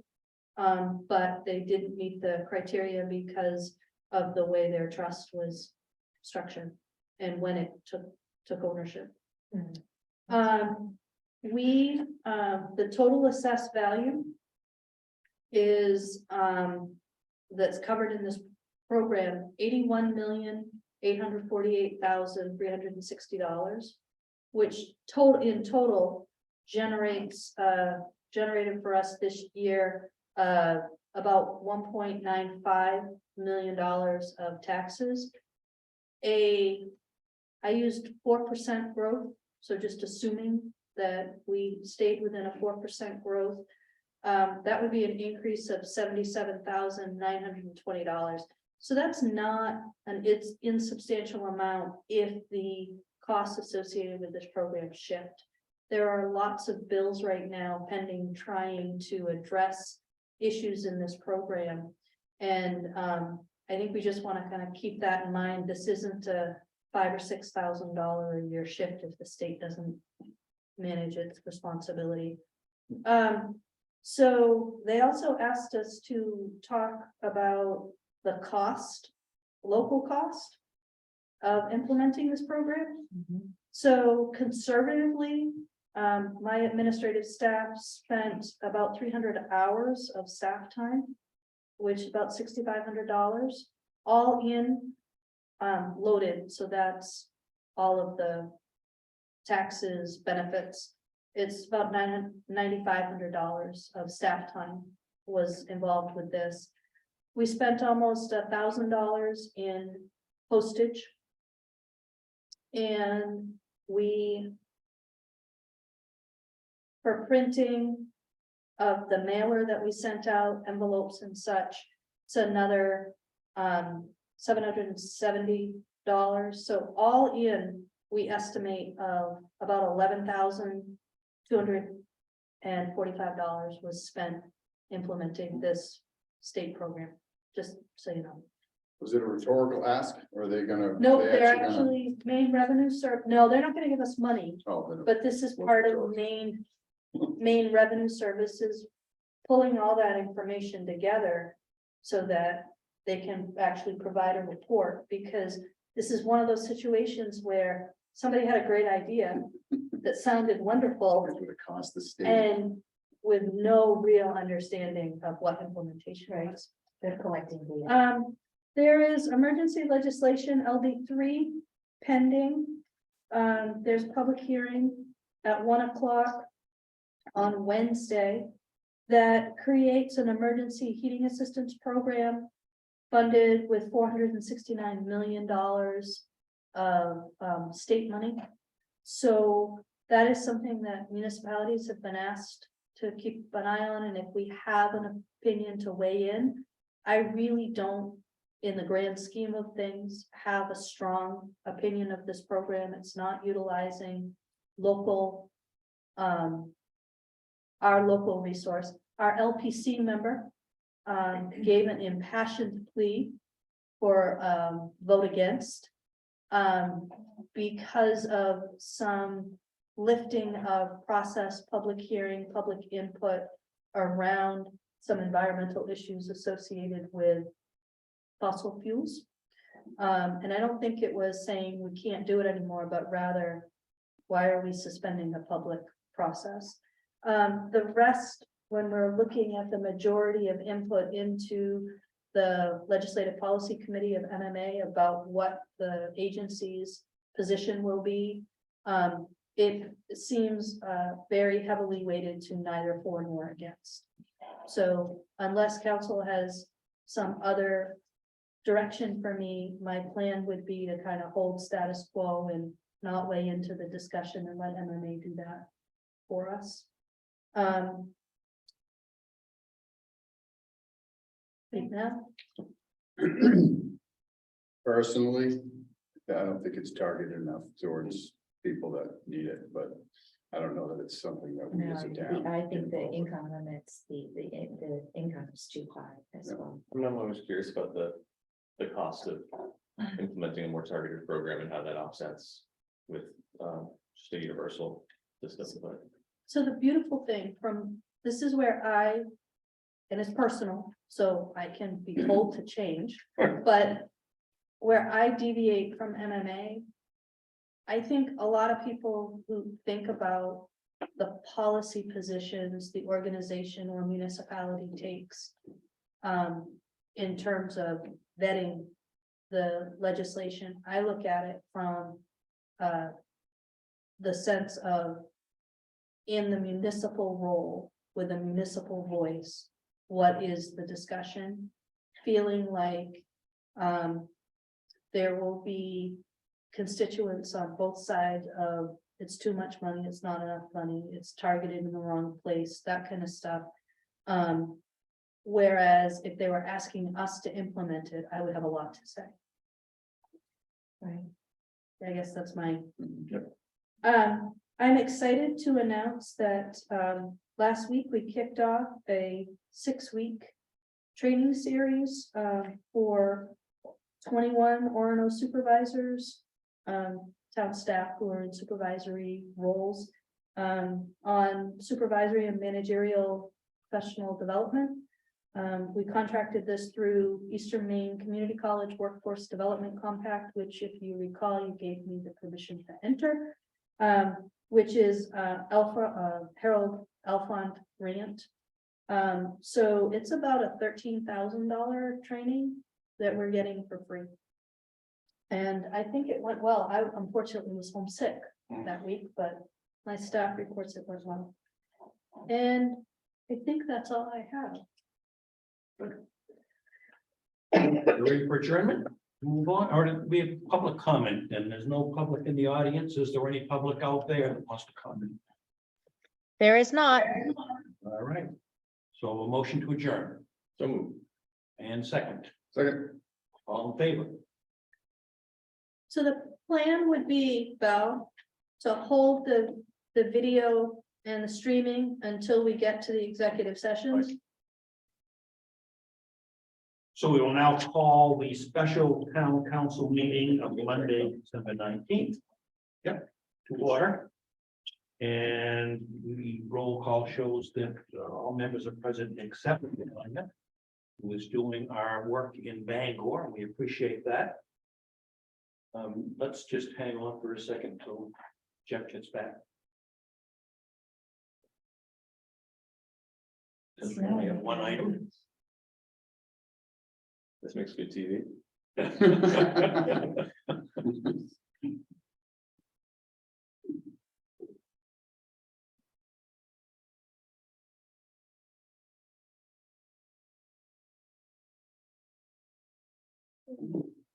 Properties to this town, do you think? 300, yeah, well, like 300 apply. Yeah. It's like 360 Out of how many? 360, I'm sorry. I can't remember. total. I want to say last number I saw was like 1,600. Yeah. It's an old community. A lot of us were over 65. But can I know it is. Oh, my God. we had lots of people, there was a form that we had folks notarize. We tried to figure out how to balance the need to document and assure that we're compliant with the lack of staff resource. So we came up with the affidavit that we had people sign that said they were essentially telling the truth. And If you don't believe me, ask me. yeah, exactly. I mean, it was a little bit more than that. And it was for people who didn't have 10 consecutive years here that we could point to. And they had to, a lot of them chose to come in to sign in front of the notary here. And I had the pleasure of notarizing many of those. People were so happy. They were just, I was like, I should do work for people who are happy. Okay, let's go on to new business. Order 21-231, authorizing the town manager to execute a municipal quitclaim deed, transfer the town's ownership interest in tax acquired property currently described as 40 Pond Street, map 20-3, lot 48, back to the prior owner of record, Aaron Dresser, upon receipt of funds. Move approval. Second. So if you recall back in November, there was an item on the consent agenda that allowed for this property to enter, for us to enter into a purchase and sale agreement. And allow the tenant who had lifetime tenancy to buy back the property over time, paying it off in total before the end of next year. There evidently was a little conflict behind the scenes between the assessed owner of record and the tenant. And the assessed owner of record came in with the check for the $25,000 to pay it off. So we have received a cashier's check for $25,000. This does not include the $15,000 fee that we would charge. We had negotiated the $25,000 with the tenant who didn't have a lot of money. And my sense of fairness when I gave you the reasons why I thought it would make sense because of COVID, the time that had lapsed, the interest that had been allowed to accrue. Out of fairness, it didn't feel like, oh, you're paying us all right now, and we need you to pay $3,700 more. That just didn't feel great. So I quoted the $25,000. If that's in error, I can go back and talk about that mistake. But I want to make sure you understand that this does deviate from the policy by $3,700. Agreed. Okay. Any questions? Ready for vote? All those in favor? And none opposed. That ends our new business. We are going to go into executive session, and I'm going to ask for a motion shortly, but I just want to make sure everybody understands there are 4 executive sessions. One pursuant to 36 MRSA 841, blah, blah, blah, for poverty abatement. Are you allowed to say both? I just did. The second one is pursuant to MRS 405, Sec C, for discussion of related acquisition of real property for economic development. The third is pursuant to MRSA 405, 6D, to discuss negotiations related to collective bargaining agreement between the town of Orono and the Maine Association of Police, Orono Unit. And the final executive session is pursuant to 1 MRSA 405, 6A, for initial discussion regarding the town manager's annual performance evaluation.